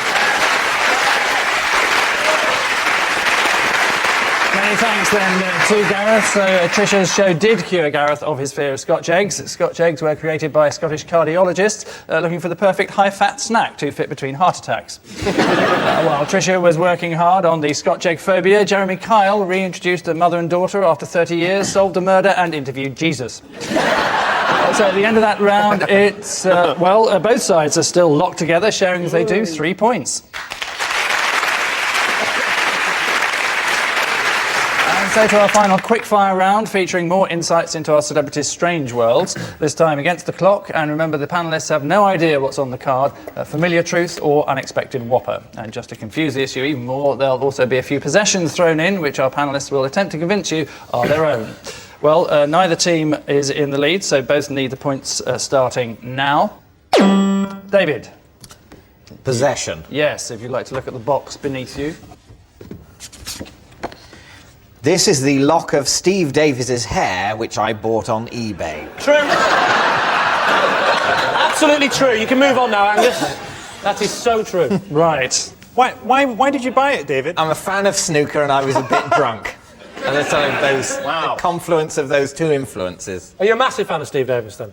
Well, he's very good at snooker. How many times did he win the World Championship? 6. No, he didn't. Yes, he did. Don't outbluff me, neither of us know. Yeah. He won it 6 times, Hendry won it 7 times. Oh, now that could be true. Can we have a closer look at it? Run over then, come on, trot along. There we are.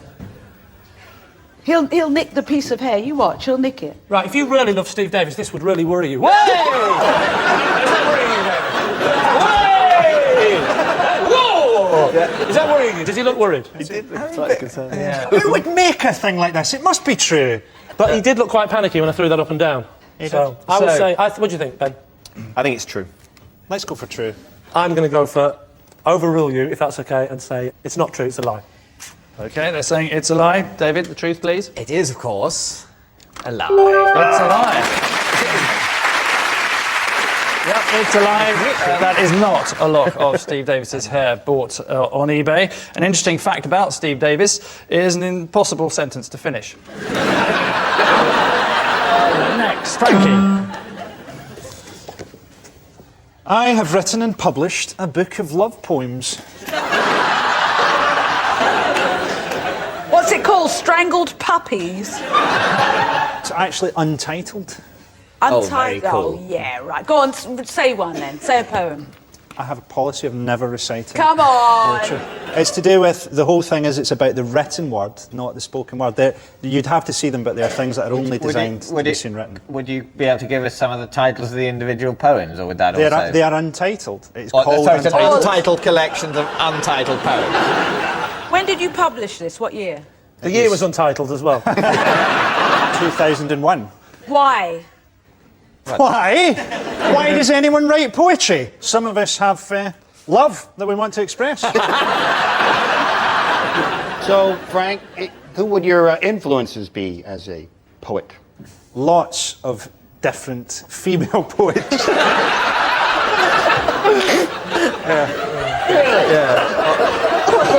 What would the name of one of these female poets be? An influential one. Yeah, and when did she live? What style of poetry did you use? I used an aggressive haiku form. Nice work. Either it's the most exceptional double bluff or it's a lie he literally didn't have the energy to go through with. All right. Frankie, tell us the truth. It's in fact. It is a lie.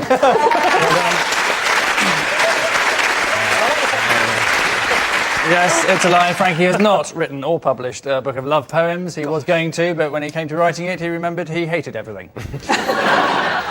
Next, Lee. Possession. Right, if you'd like to look in your box. This is the coconut that nearly killed me. Is this believable? Where were you? Under a coconut tree, what do you think? In which country? The coconut country of... Coconutia. I was actually in Thailand. I was in Thailand on holiday. I was stood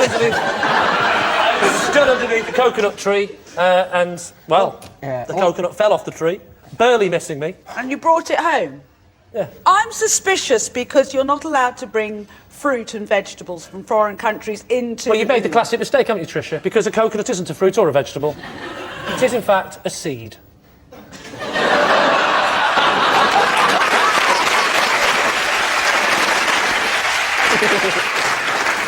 It almost hit you. It almost hit, yeah, it like went past my face, hit my shoulder, bounced off on the floor. Why did you decide to keep it? Yeah. Because I thought it'd make a nice anecdote. Clearly I was wrong. The moment of shoulder pain. Yes. The moment when your shoulder has been bruised, possibly shattered by the coconut. Yes. You think, I must keep that for anecdotal reasons. I don't want to be rude, but this is a coconut. It fell off a tree, hit me on the shoulder, but obviously if it had hit me on the head in the right place, I might have died. It's not as interesting a story as perhaps you think. I might actually elicit the response, if only it had. I will throw this coconut at your head now, right? And I will. No, hang on, I will. I will, David. No, Stop talking then. Stop talking. talking. I will throw this coconut at your head and hit you on the shoulder really hard. No, and I thanks. guarantee, be quite interesting now. Don't push me, David! Do not push me!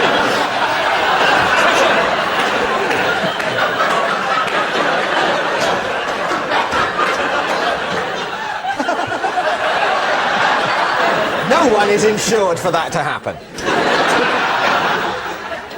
I don't think it's true, but I'm willing to be overruled.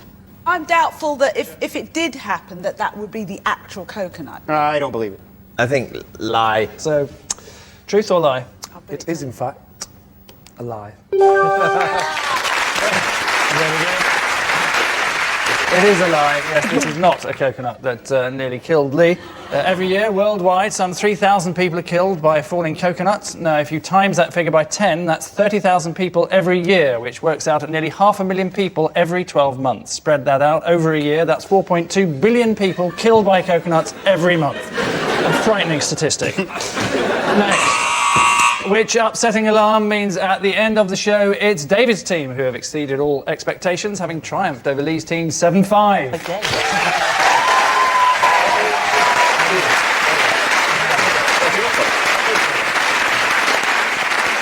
We leave you with a reminder that, according to George Eliot, falsehood is easy, truth so difficult. But then again, what right has a woman who pretended to be a bloke just to flog a few poxy books got to tell us what's right and what's wrong? Good night.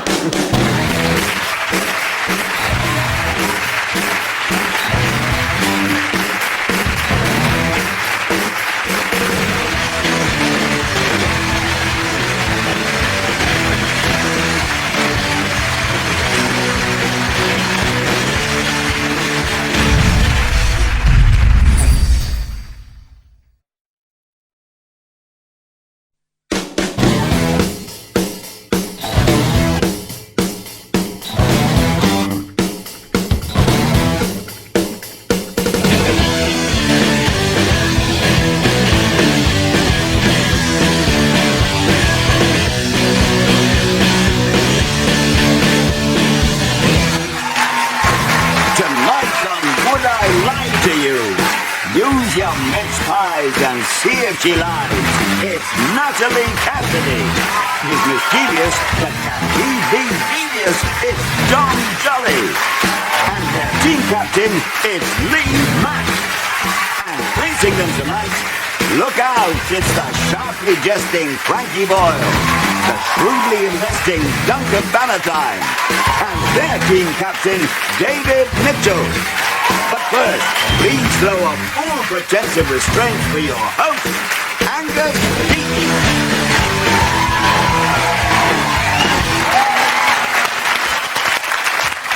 Thank you, good evening, and welcome to Would I Lie to You? Over the next half hour, you'll be hearing more lies than an estate agent working on commission only. One useful tip when spotting a liar is that they often give themselves away by a variety of facial movements, unless, of course, the question you ask them is, have you had Botox?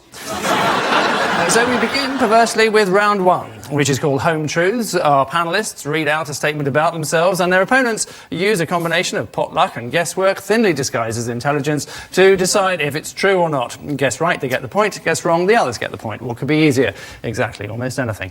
Dom it is, who kicks us off with his first home truth. So, Dom. I was at school with Osama bin Laden. How old is Osama bin Laden?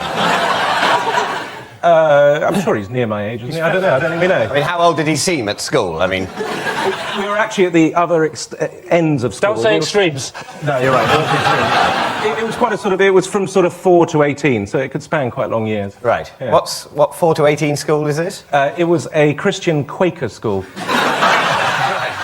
Right. Is he still a Quaker? I don't think it sat with him very well. I'm not aware of his religion. He doesn't sort of, doesn't present that. I mean, did you chat much? I'd pass him in the playground. He was quite an intimidating figure, to be honest. He was slightly intense. He was sort of in the Dungeons and Dragons class. I didn't really know him, but I was in the same school. Where was this, in London? No, it was in Lebanon. Lebanon. That would possibly explain it. How was it at school in Lebanon? It was okay. I mean, it was only when I sort of got a lot older I realised it was some sort of finishing school for jihadis, basically. And there'd be occasionally an Israeli jet would go over Beirut and the entire playground would look up and start firing in the air. And when I came to school here, I realised that wasn't the sort of normal thing. And no. Did bin Laden win when you played hide and seek? Always. I never found him. So, David, I'm going to have to push you for a decision on this. So it's a 4 to 18-year-old Lebanese Quaker school. A lot of anti-Israeli feeling, as you'd expect from Quakers. I think it's a lie. I think it's true. You think it's true? Yep. I think it could be true. Well, I'm afraid I'm going to overrule my team. That's a lie. It's a lie. They're saying it's a lie. Dom? It is actually true. Oh! It's the truth. Dom was at school with Osama bin Laden and still remembers those happy playground games like tag, stuck in the mud, and die, infidel, die. They grew up to have a lot in common, although Dom was slightly better at knowing where to draw the line with his pranks. It's all eyes on Duncan. When I ran a large public company, I banned all my staff from buying paper clips. Why? Letters came in the post, and I'd be sitting at my desk, letters came with paper clips on them. So I took the paper clip and put them up, and I realised my pile was getting bigger. So why buy paper clips when you get more coming in the post than what you send out? I think nobody should ever buy a paper clip again in the whole world, ever. Polite people send the paper clips back to the person that sent them the letter. Using it. Exactly. So why do you need any more? How much money do you think you saved? I saved about £5,000. Are you trying to convince me that one of the top businessmen in the country at some point sat down with his staff, said, we've got this important letter to send, could be a big contract, could be worth a fortune, let's get it in the post, and someone said, oh, we need a paperclip, and you went, let's just wait. Yeah.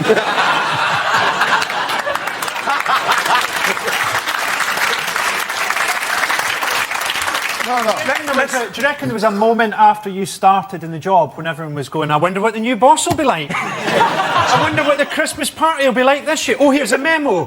Reuse paper clips. He's a miserable bastard. It seems like Mr. Bannatyne's had the water cooler taken away. We'll have to go outside to the rain barrel. Have you changed teams? Was that the only one of these kind of money-saving devices you came up with, or did you have many? There was a lot of other money-saving devices, but they're all in my autobiography. Can I be honest with you, Duncan? Absolutely honest with you. I'm No. getting every other word. Try hearing it.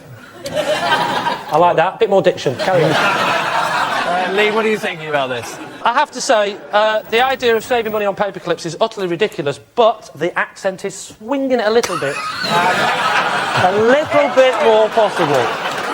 Lee, I'm going to go with you. Yeah, me too. I'm going to go for true. Yeah, OK, we think that's true. Yeah. OK. Duncan, is it I've right? obviously read my autobiography. It's true. It's true. It is true that Duncan did ban himself from ordering paper clips, which appears in autobiography. I don't know if you mentioned that. So, Natalie's fascinating fact is next. Natalie?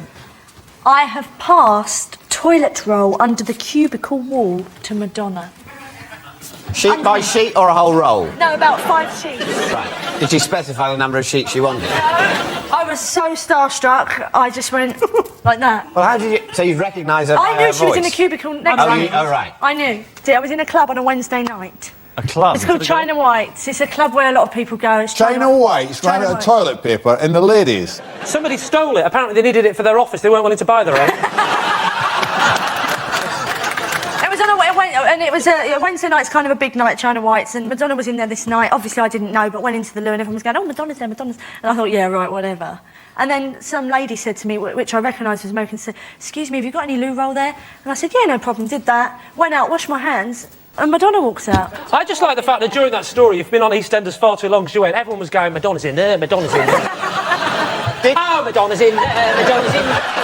EastEnders she was in, not Oliver. Oh yeah. You, David. Yeah, I think, you know, Madonna's been around the block. You check there's enough loo roll before you sit down, don't you? I think it's a lie. Got it. I think it's a lie. I think it's a lie. Yeah, a lie. OK. Natalie? It's a lie. It is a lie. Right. Madonna never runs out of toilet paper, as she always carries one of her husband's movie scripts in case of emergency. All of which brings us staggering to the end of this opening round, where the stark truth is that Lee's team are already blazing a trail, leading as they do 3-1. The next round has the ring of truth about it, chiefly because that's its name. Momentarily, if I can just use that word incorrectly, I shall read out a fascinating celebrity fact, whereupon the panellists have to second-guess its veracity, and also say whether it's true or not. Lee's team, guess first. Analyse this. Jeffrey Archer writes all of his stories with a felt-tip pen. Is this the truth or the opposite? Hang on, he wrote a book when he was in prison.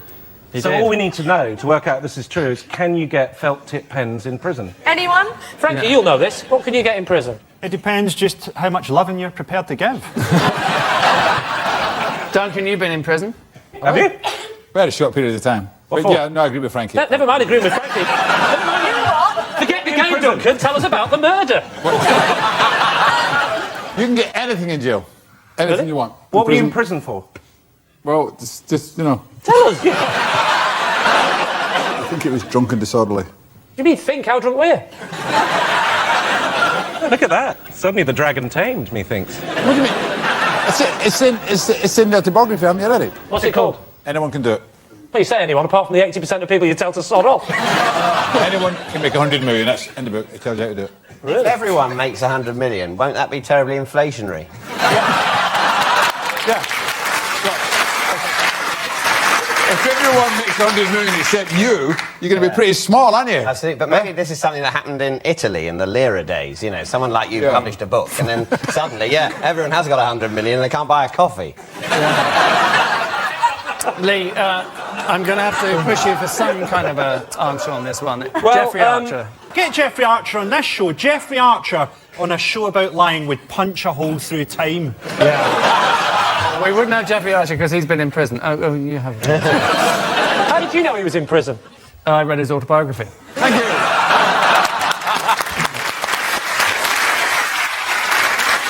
Which was spectacularly poor. OK. Just out of interest, when you finish having sex, do you say, "I'm out"? Yeah.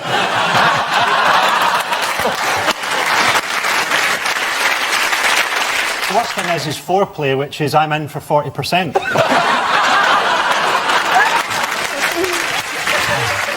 Anyway, Jeffrey. I think he does. Yes. Yeah, I think that. Team captain. I think he does as well. Then I think if you're saying he We're on does, a lucky streak. yeah, let's go for it. You're saying- Okay, then we'll say he does. He does, and the fact is, he does. It's completely true. This is in fact true. Jeffrey Archer does write all of his stories with a felt tip pen. His first job, incidentally, was working for Oxfam, and he still has a unique connection, as they're now the main stockists of his books. David's team. Your quote comes from the great 20th century poet, essayist, and raconteur Jody Marsh. Everyone thinks I'm thick, but what they don't know is that I won nearly £6 on a Weakest Link quiz machine. If I was going to make up a lie like that, I'd reach for the stars and say a tenner. One thing about that quote which is really sad is, I know that I won nearly £6. What's nearly £6? What, so Why did you £5? not say £5.40? Well, actually, but those machines, they don't give they give quid, single quid. So nearly six. The nearest to £6 she's got is £5. You can't say five. I mean, what you know as a businessman, where are your accounts when you start calling £5 nearly £6? Suddenly, £5 billion is nearly £6 billion. That's a £1 billion shortfall. This was a 27th birthday party of one of her friends when she got very, very drunk. If you had to get someone to answer a question in a quiz machine to save your life, right, would you get Jody Marsh? I would rather that she fell drunkenly onto the quiz machine with her face and chose the answer that way, rather than using a body of knowledge.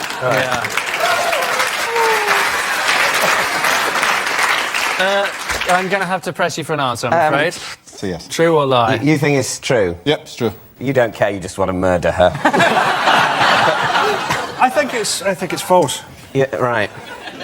I don't know, but that's the game. Yes. I think it's false. They're saying it's false. It is indeed a lie. Absolutely correct. Well deduced. Jody Marsh did not win £6 on a Weakest Link quiz machine. Jody left school with 11 GCSEs and 3 A-levels. I don't know whose they were, but she left school with them. Despite allegations of being thick, Jody is a very successful glamour model. 36, 24, 32. No one's exactly sure what her IQ is. So at the end of that round, it's Lee's team who are looking quietly smug, ahead as they are, 5-3. Our next round goes by the somewhat truncated title of This Is Mine. Each of Lee's team will claim to have a genuine connection with tonight's special guest person who we're about to introduce you to. It's up to David's team to weed out the bona fide from the bogus. So please welcome this week's special guest person, Ina.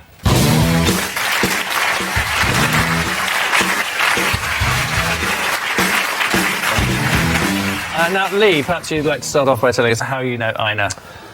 Yes, I know Ina because she's my local newsagent, and she actually sold me a scratch card which I won £2,000 on. Natalie, what's Ina to you? Ina's worked on EastEnders for 21 years and as an extra supporting artist, and she used to run the lampshade stall. And lastly, Dom, what's Ina to you? Yasuana. Ina's actually my aunt, who is Greek, and she is a voice artist in Greece, and she has been the voice of Helen Mirren in the last 4 of her films that have been translated into Greek. So, it's as simple as that. A winning newsagent, according to Lee, a veteran EastEnders extra, according to Natalie, or Helen Mirren's Greek voice dub, if you believe Dom. So, David. When did you have this windfall, Lee? It was about 7 years ago. So you bought the scratch card, you know, you scratched the Well thing. done, you know how the poor people live. Carry on, David. This is like Columbo interviewing. There's just one thing that's confusing me. No, OK. Now I can't say anything remotely investigative, can I? Essentially created a universal template of mockery. Not helping. OK, so you bought the scratch card, you scratched the thing off, I won £2,000. Yes, that was exactly what happened. That's what happened. I've never bought one of these things. OK. It's a tax on hope. And then you hand it over, and does she then give you the £2,000 out the till? Or that's a robbery, isn't it? That's right, But why have you kept in touch? I mean, she wasn't giving you the money. It comes from Camelot or something. I mean, I go to my newsagent still, and I still give her that friendly wink of, Eh? Pretty good, eh? And she still goes, lucky, lucky. So the little thing she does. She's living through you now, really, isn't she? She is, yes. What's she going to do if you get diagnosed with a terminal illness? Come in, lucky, lucky, and they say, well, we should have said that. I'm more interested in the story with Natalie. So, she is an extra in EastEnders. Yes. And she plays the lady who runs the lamp stall. Yes. Does she ever give scripts into the producers which are centred around a lighting crisis? No, not that I know of. Who knows? You haven't investigated the most likely scenario, obviously, which is her being Helen Mirren's Greek voiceover artist. Voice double. Can you speak Greek, Dom? No, I can say Epharisto and Yasu, but only from visiting her. She's Right. married to my uncle, basically. It's very plausible, that, though. Is it? It seems incredibly unlikely. You know, she does have this slight sort of lack of hope of someone in EastEnders. I think there's a plausibility to that. Okay, so David, I need to press you for an answer. Is this Lee's lucky newsagent, Natalie's lampshade seller from Albert Square, or Dom's Greek thespian aunt? You both think Natalie's extra? I think the savage, browbeaten air of an EastEnders extra hangs among us. Have you ever heard of a concept called mercy? Right, well, I haven't got a clue, so I'm going to go with the team. I'm going to say it's Natalie's colleague. OK. Ina, perhaps you'd like to tell us who you really are. Natalie's my friend, and I've been an extra for 21 years on EastEnders. Yes, indeed. 21-year-old veteran of EastEnders. Well done to Ina Claire. So a lampshade stall might be an odd thing to find in the market, but it's essential to Albert Square, since lamps can be used to electrocute people, smash them over the head, or strangle them with the flex. Sometimes all in the same episode. Tellytales is the brilliantly alliterative title of our next round. David's team will follow up a clip from a classic TV series with an additional fantastic fact. Lee's team then declare whether the fact is either the truth or complete Piers Morgan. Tonight we bring you the delights of vintage Doctor Who, a show with the same budget as a school nativity play but with slightly lower production values. Well, here's a quick reminder of some of the Doctor's multiple incarnations. We've been asked to point out no Daleks were harmed in the making of that clip, although the actor inside has never walked again. But what is Frankie's extra piece of information, Frankie? Well, it's a little-known fact, but to avoid confusion on the set of Doctor Who when they're filming it, the medical doctor on set is called the Magician. So you think about it, there could be confusion because obviously the Doctor is Tom Baker or whoever. Obviously, it's a much bigger problem on Casualty.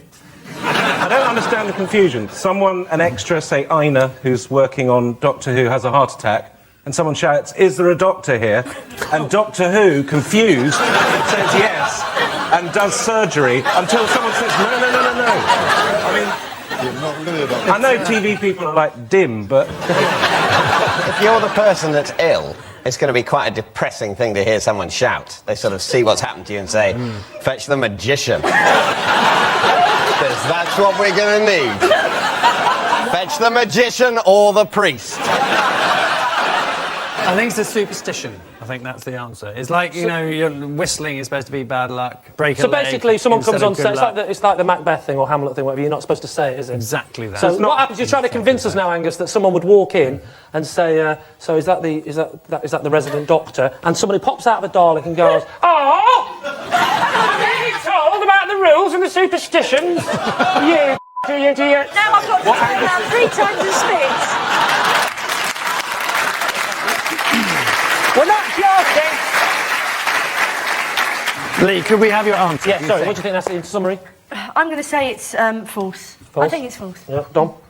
I think it's true now. I mean, it doesn't make sense, but it's telly. It doesn't have to make sense, so they probably do. I'm going to have to overrule you there, Dom, and go for Natalie's decision there and say that it is, in fact... That is leadership. ...not true.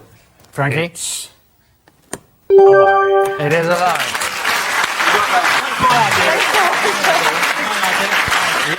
Frankie was in fact lying. The medical doctor on the set of Doctor Who is not called the magician. There are many traditions that are kept up by actors. For example, break a leg means good luck, the Scottish play means Macbeth, and integral to the plot means getting your tits out to sell more tickets. So, at the end of that round, it's, well, extraordinarily, neither team has the gumption to take a lead, together as they are on 7. So to our final quickfire round, featuring some more home truths, but this time against the clock. A random flashing light will select one of our panellists, who must then read out a statement about themselves. As ever, the opposing team must then discern whether it be truth or tripe. Starting now. Lee. I have been on a camping holiday with Darren Brown. Are you sure he didn't just tell you that? Where did you go, Lee? We went to the Cotswolds, because we used to be family friends. And what age were you? I was 22. And were the other members of your family there? Oh, in total, there was 4 of my family and about 3 or 4 of his. And did he put your own tent up? No. Well, that's funny enough. He just did that. I woke up and it was done. I was dressed as Elvis. I was eating an onion. I was livid. How did you feel about going on a sort of weird dual family camping trip at the age of 22? Shouldn't you have been, clubbing or something in Ibiza? During the trip, did at any time the two families say to you, you boys thought of getting girlfriends? David, is Lee to be believed or is he not? I think it's the sort of weird thing that would happen. I think it's probably true. No, he's lying. It makes it my call. I hate that. It's all down to you. I don't think it's true. OK. Is it true or a lie, Lee? It's a lie. Yes. Next. David. Age 5, I wrote to Play School to suggest how the BBC should resolve their union conflict. Can I just say, this needs no discussion. True. Yeah, what was the union conflict? Remember the clock in Play School? I do, yeah. And it had sort of things underneath it that would revolve. Yeah. And at some point, the things underneath stopped revolving. And apparently this was a result, my parents told me, of some sort of union dispute. Did you sign off, David, age 5? I don't really remember. I think I probably put my surname. I was a formal little thing. So what are your thoughts? Let's face it, if anyone here did write a letter at 5 to the BBC about unions, my money would be on him, so... I would say... True. Yes, true now. OK, they're saying truth. So is it the truth or a lie, David? It is true. It is, of course. Yes, it's actually true. David did write to Play School when he was 5 to suggest how the BBC should resolve their union conflict. He was the first 5-year-old to use the word scab when not referring to his knees. Next. Dom. Ooh. For 6 months, I worked as Trevor McDonald's driver. Well, how did you get into that? I was trying to get into the sort of world of news, and that was a way in. How did that go? It was very good. I was a producer at ITN for 3 years. Really? Till I changed my tack and started dressing as a squirrel. Being his driver was a stepping stone to being a producer? No, it was a stepping stone to getting into a corporation like ITN, which I did. Right. I can't see them going, we need a new producer. We need to get a new angle on the whole Serbian conflict. Well, I've got a driver. Can I just say, I didn't go straight from being his driver to being a producer. There was a more sort of formal ladder once I'd got in. OK. David, what is your final thought about... what do you think? It seems to me he's probably telling the truth. It's probably the sort of creepy arcing way you can get a job in show business. No, it's absolutely. Here I am again. I think it's a lie. You're saying it's a lie? Yeah. OK, Dom. It is. Divulge the truth. A lie. It's a lie.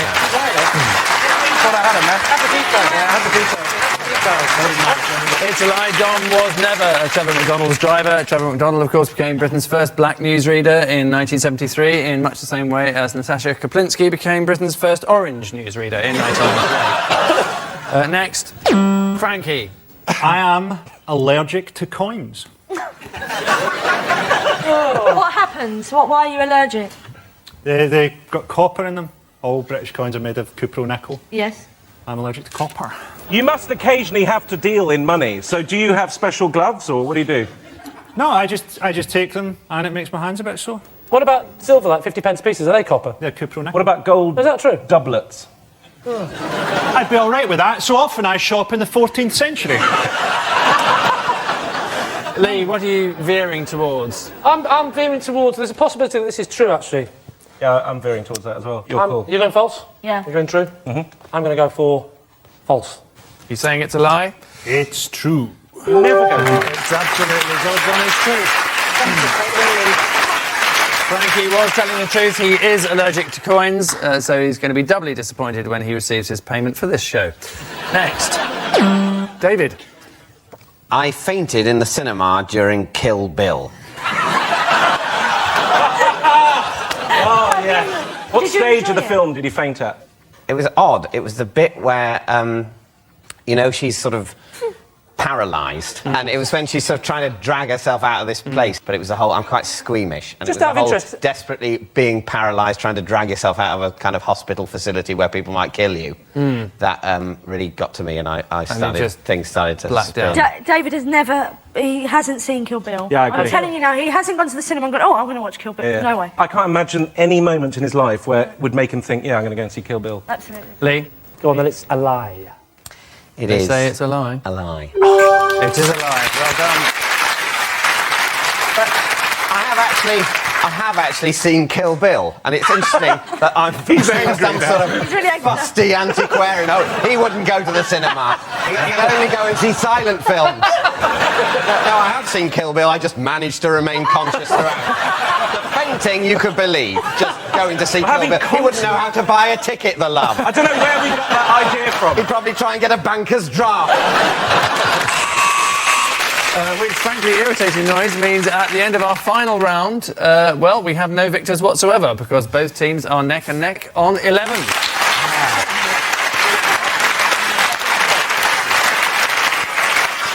Join us next week for more Truth and Lies, and just remember, according to sociologists, lying is the #1 reason relationships fail. Lying on top of someone else usually being number 2. Good night.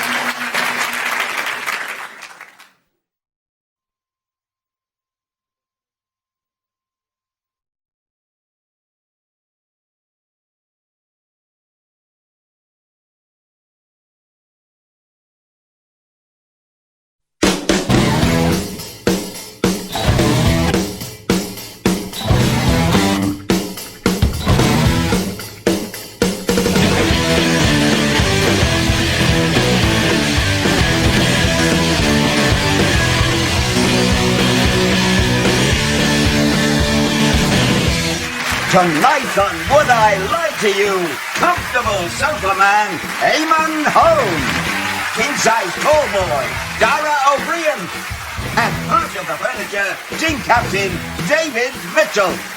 And facing them tonight, she's a beautiful Swede, Ulrika Johnson.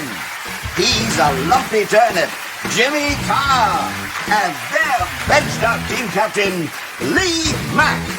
But first, please go, if not exactly wild, then at least slightly feral, for your host, Angus Lee.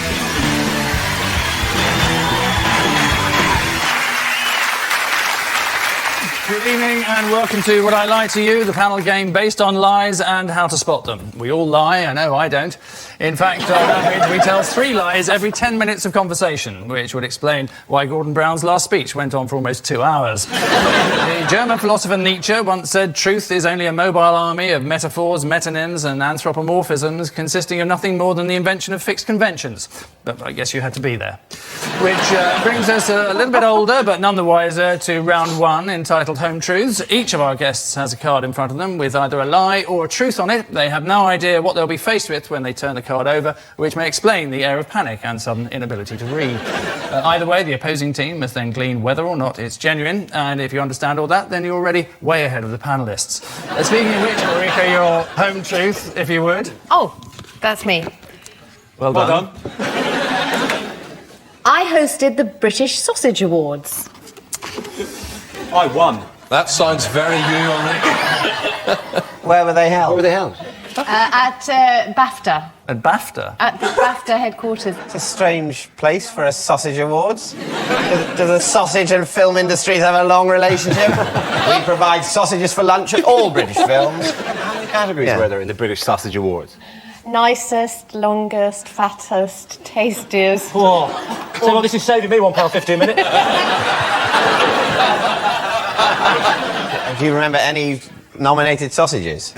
No, it's all a bit of a blur, actually. Evidently. Yeah. So this is a while ago now. This is not a gig we could get you to do now, for example. No, probably Has your fee risen? Are you out of the British sausage producers range? I was paid very handsomely. How much, just out of interest? I was probably paid about, I don't know, 30 grand.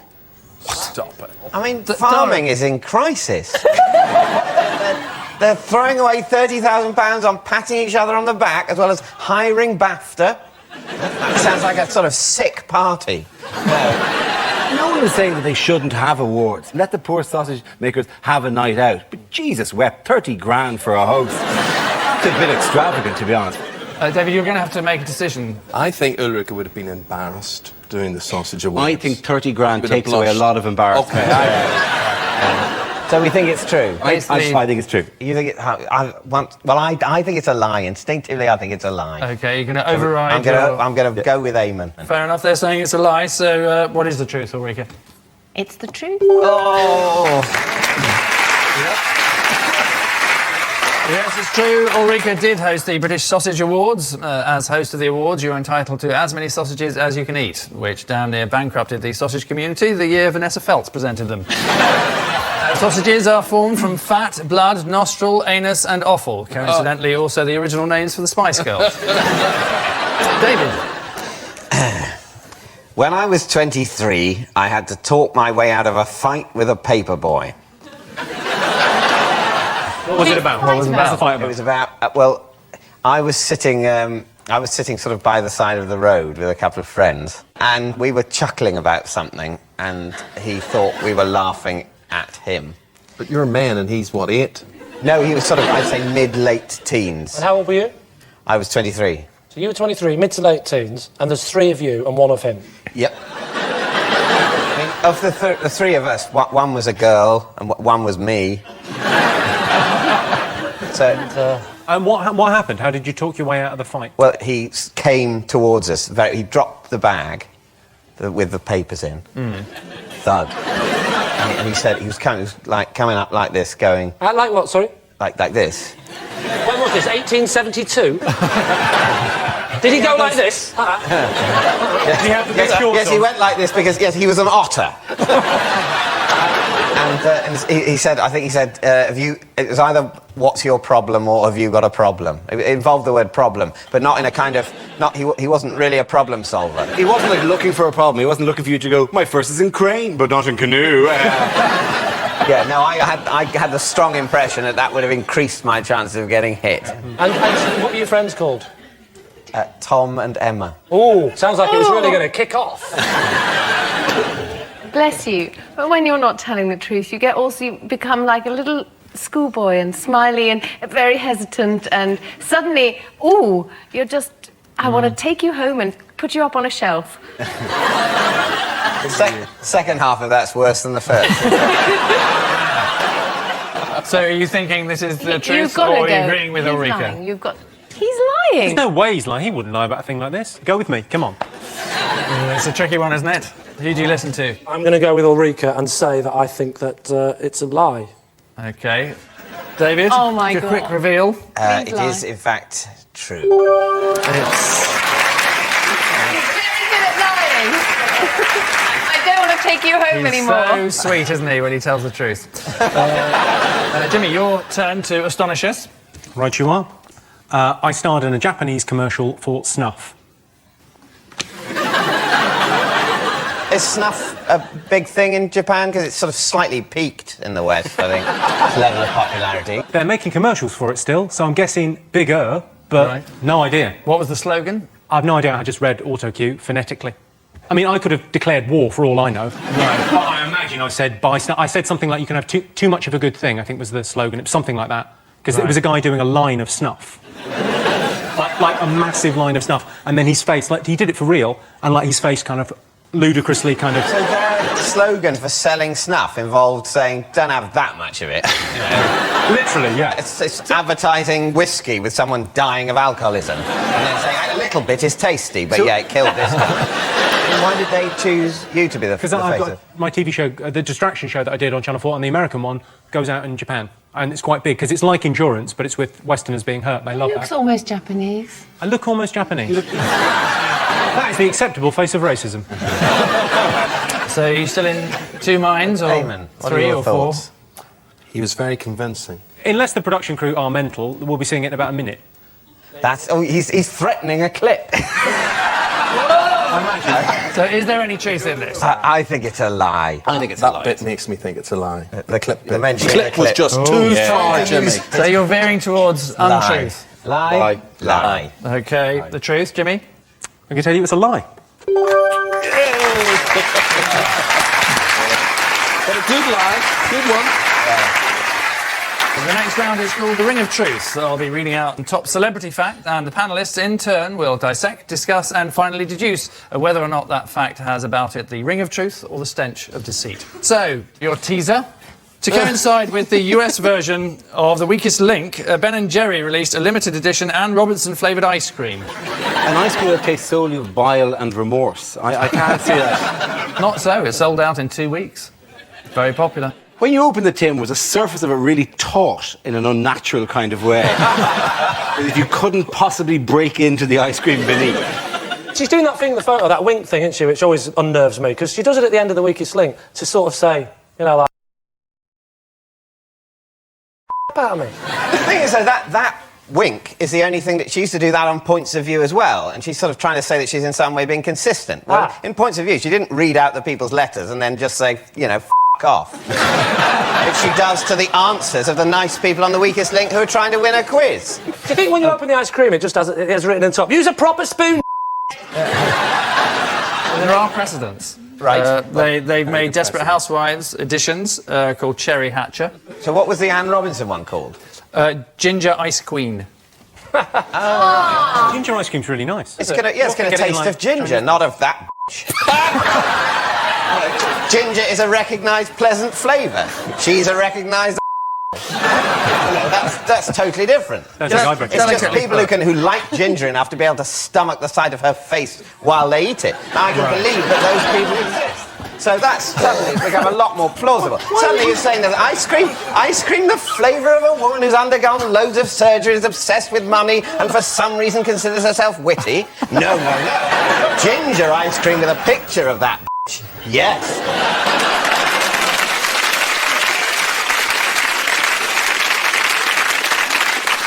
Next week, when Anne Robinson is our guest, she'll be on Lee's team. Poor Anne. I like Anne. We went for a meal with Anne Robinson, do you remember? Yes. It was a BBC meal, and she came up to me, and she went, "Are you a scheduler?" And I thought, "No, I'm really don't." So I went, "Yeah, I am." "Well, why have you rescheduled my show?" And I went, "Well," and I thought I was going to go along with it. It's because she actually thinks I'm scheduling shows. So I said, "Because it's not very good." It's not good. It needs to be on later, isn't it? It's absolutely rubbish, Anne. Is that how she really talks? She talks like that. She doesn't. Everything. She was going like, "Can I have more wine?" It's not real. I'm a pretend evil witch. What are we thinking? I think it's true. I think it's true, Jimmy. Ulrika? Yeah. Okay, it's true. Okay, we'll go for true. Okay, they're saying it's true. David, your verdict? It all boils down to this: would you nibble her or not? Well, I mean, I certainly wouldn't, as I think I've made clear. Neither metaphorically nor in real life. I'm actually going to be sick. I don't think it's true. I don't think it's true. OK, we're going to say it's a lie. And you'd be absolutely right. It is a lie. It's complete rubbish. Yes, Jerry did not manufacture an Anne Robinson flavoured ice cream, although the plan had been to freeze the ingredients by holding them next to Anne Robinson's heart. So at the end of that round, a quick look at the scores shows that it's Lee's team who have it all to do, given that David's team are 5-4 in the lead. Telly Tales is the frankly slightly twee title of our next round. Some classic TV footage for us all to endure, after which Lee's team will give us an additional related fact. This week, our subject matter is the pioneering children's infotainment series Blue Peter. Since it first hit our screens in 1958, Blue Peter has inspired thousands of kids to watch The Other Side. So let's just remind ourselves of some of its wilder moments.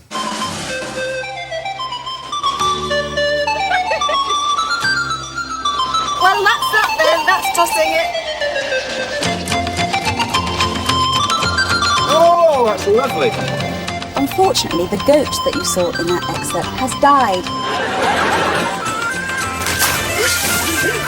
Thank you.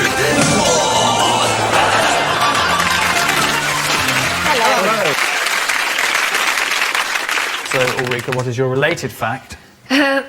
Petra, the first Blue Peter dog, died the day after her first show. So producers secretly replaced her with a lookalike.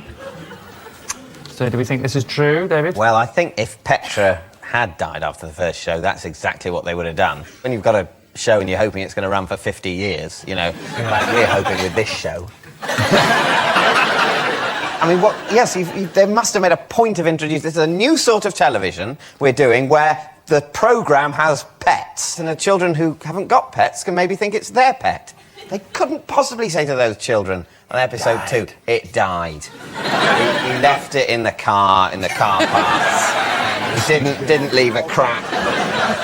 But we would probably have heard that. That probably would have gone. I think you'd know that. I think you'd know. I think it's true. Good idea. It's a good idea. Yeah. Okay, they're saying it's true. Ulrika? No, what we saying is true. Hang on, what? Yeah, I think it's true, are we? Yes. Yeah, well, you're on your own on this one. You've screwed up before, both of you. I really know. Okay, they're going for that. David, you're saying it's true? We're saying it's true. You're saying it's true. Ulrika, reveal all.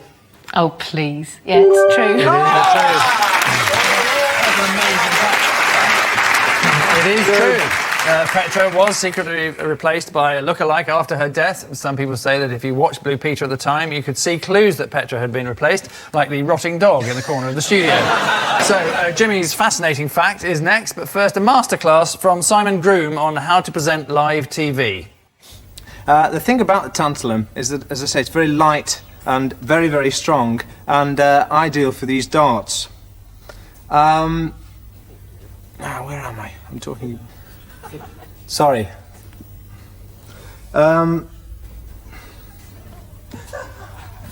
Darts.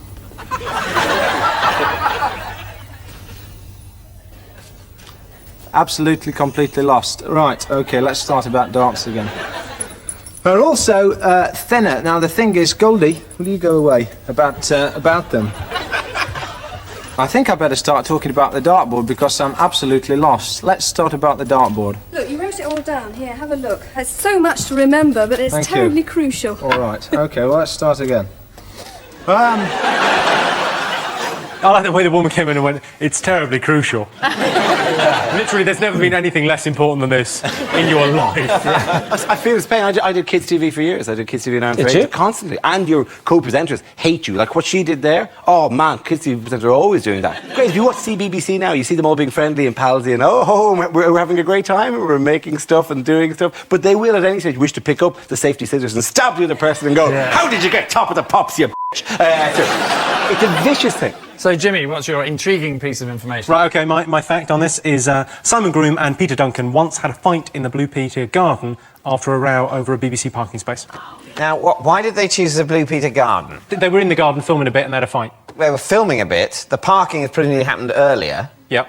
And they filmed it. Well, how did the parking anger reassert itself? They were fighting over parking spaces. It's all right, I've got this, Angus. Leave it. It's quite rare. It's not like I can handle this. But this is what I don't understand. There's been an argument about the parking spaces. They're filming the piece in the garden. Why does the fight start there? So imagine you're having a disagreement with someone. You're having a disagreement. I've never disagreed with anyone, but OK, I can imagine. Well, you're disagreeing with me right now, so this is what it's like. No, it's just, you know, we both mean the same thing. It's just you don't realise it yet. I think in fairness to them, it says it's about a parking space, but clearly they didn't get on with each other. The rumours were that Simon was slightly jealous of Peter. Maybe they actually really did get on deep down. There was a lot of love there. And a lot of love and complicated feelings and tears and hate, and they start fighting and just a touch.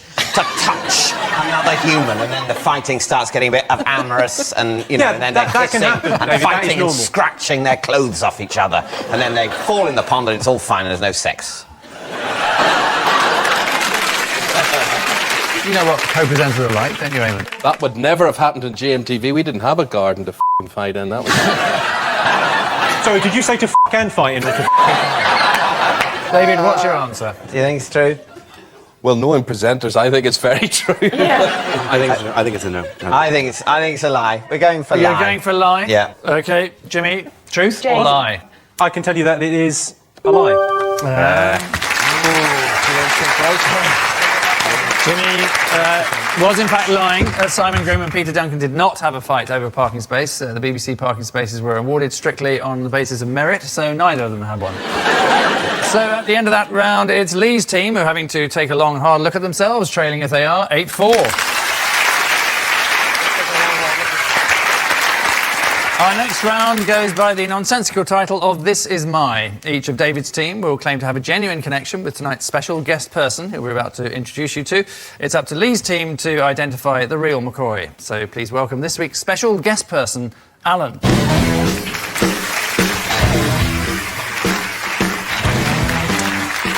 Now, Dara, perhaps you'd like to explain how you know Alan. Alan is a mate of mine. I was best man at Alan's wedding, which was a number of years ago. And at his wedding, Alan, although you'd be hard-pressed to believe it now, weighs 27 stone. Wow. OK, David, what's Alan to you? This is my driving instructor, Alan. I've had over 70 driving lessons, and I still haven't passed. And finally, Eamon, what's your relationship with Alan? Well, this is my friend Alan, and he is the Manchester United stadium announcer. So, a former fatso, according to Dara, a long-suffering driving instructor, if you believe David, or Eamon's voice of Manchester United. Lee. So he was how heavy was it? How heavy? 27, I think, at his peak. 20. You were his best. 27. So what might he weigh now? At the moment, he's about 13 at the moment. 13, 14. What's Alan's surname? Kerr. I love the way you said that. Kerr. You didn't actually say that. You just opened your mouth and hoped that some noise came out. Hang on. You didn't say that. You just opened your mouth and noise came out. That's how you say things, Lee. Sure. How you communicate. What's his name? Now, according to David, he's a driving instructor, of course. Right, so, how many times have you failed? 4 times. You've had 70 lessons? 4 times. Yeah, At what's what that- stage did you work out he's incentivised for you not to pass? Is he telling you things like, yeah, look at the pedals at all times, manoeuvre, mirror, signal? To be fair, I blame myself for failing, because he didn't tell me the things I failed for were, OK to do. So he's become a friend, anyway, over the years, I suppose. Well, I would say we're, massively close. I don't know whether we'll stay in touch, but then again, we may never lose touch. Yeah. I'm interested in Eamon's announcement story here. So he's a friend, is he, Eamon? I've known Alan for over 20 years. I first met Alan BBC Manchester, where he works as a presenter, and he also works as the announcer at Old Trafford. What's the stadium called again? I don't know what the stadium's called. but I know- Seriously, Jimmy. You really are one of the lads, aren't you, Jimmy? I know it's Old Trafford, but haven't they got some shit name for it as well? Theatre of Dreams, yeah. Theatre of Dreams, that's it. That's the funny one. It's like, it might as well be the Ballet of the Imagination. It's such a name for a stadium. The Theatre of Dreams. What dreams? I dreamt I kicked a ball. Well, they're going to have to push you for an answer. I think the driving thing sounds plausible to me. 70 lessons and failed. No offence, but I could believe that. I think it's driving instructor. Do you? Yeah. Although Dara's looking pretty pleased with himself there on the end. Yeah. He's looking quite chuffed. He's just happy to be out. What do you think, Ulrika? I'd go with Eamon. OK, so what are you saying, Lee? Should we go with David? We'll say David. 2 against 1. OK, well, Alan, perhaps you'd like to tell us who you really are. I'm Eamon's friend. I'm the stadium announcer at the Theatre of Dreams, Old Trafford.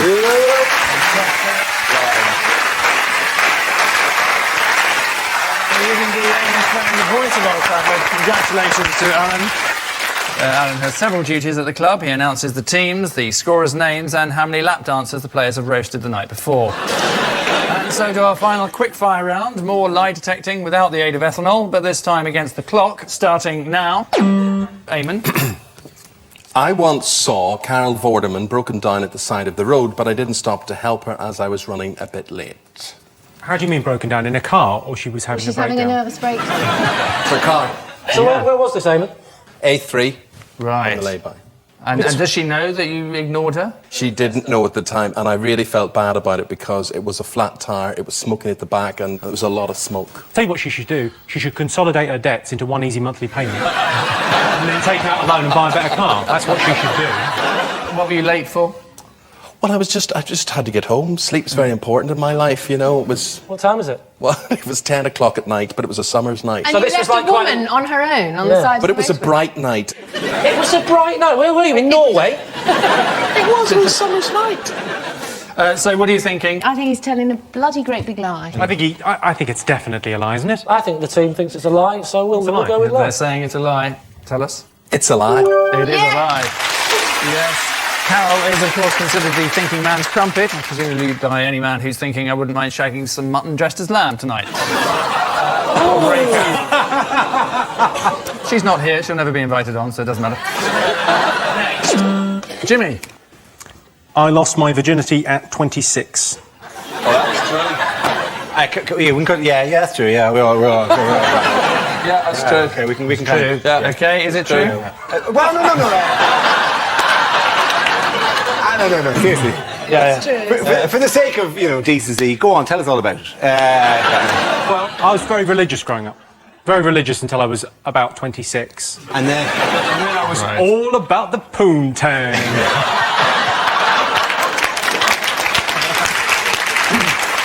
David, do you believe this? Yeah, I'm buying it. And the That's rest what of he your said, team? actually. Yeah.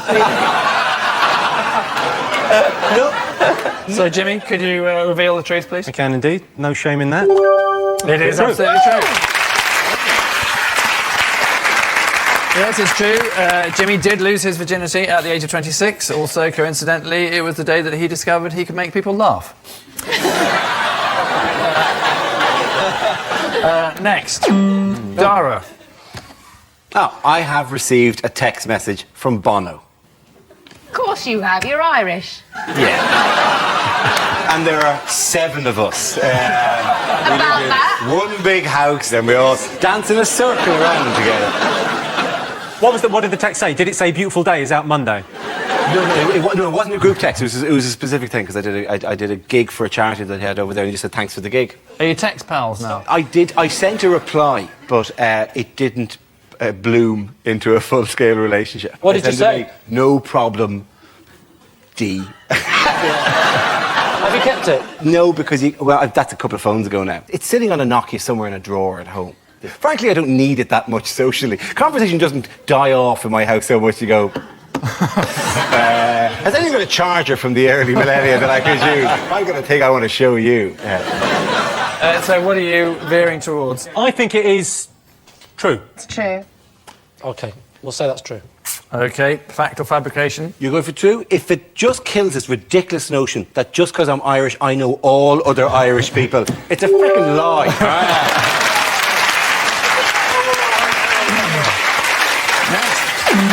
Payment. Now, I have 7 cats, and they're called Monday, Tuesday, Wednesday, Thursday, Friday, Saturday, and Pickle. Sorry, what was the last one? Pickle. Pickle. Why didn't you call him Sunday?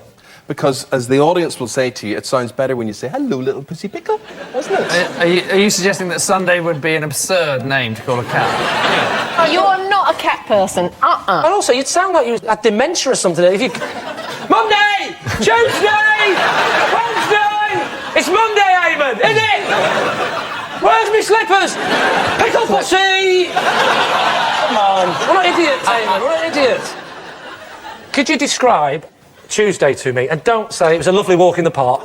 Right? Tuesday's a particularly ginger little tome cat. Thursday. Tell us about Thursday. Thursday's grey and sort of white chest. What colour's Wednesday?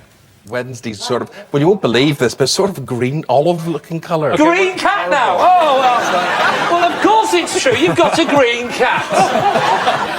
What colour is Tuesday's cat again? Tuesday's cat is a sort of gingery colour. Oh, but good idea. He's remembered that lie. I'm willing to go for it. Jimmy thinks it's true. Ulrika? I'm kind of inclined. Are you two mental? Are you actually mental people? He's just so lovable. He's got a green cat. What bit of that is true? It's an absolute load of codswallop, Eamon Holmes. Lee's saying it's not true, so is he lying or is he not? It's a lie. It's a lie. Eamon does not have 7 cats called Monday, Tuesday, Wednesday, Thursday, Friday, Saturday and Pickle. The only spoiled, pampered creature Eamon spent any time with is Anthea Turner. And after a while, he wouldn't let her on the sofa either. Incidentally, Pickle the cat is what Korean chefs do if customers order a starter. Which irritating noise means that at the end of our final round, it's David who are tonight's superheroes, triumphing over Lee's team 13-6.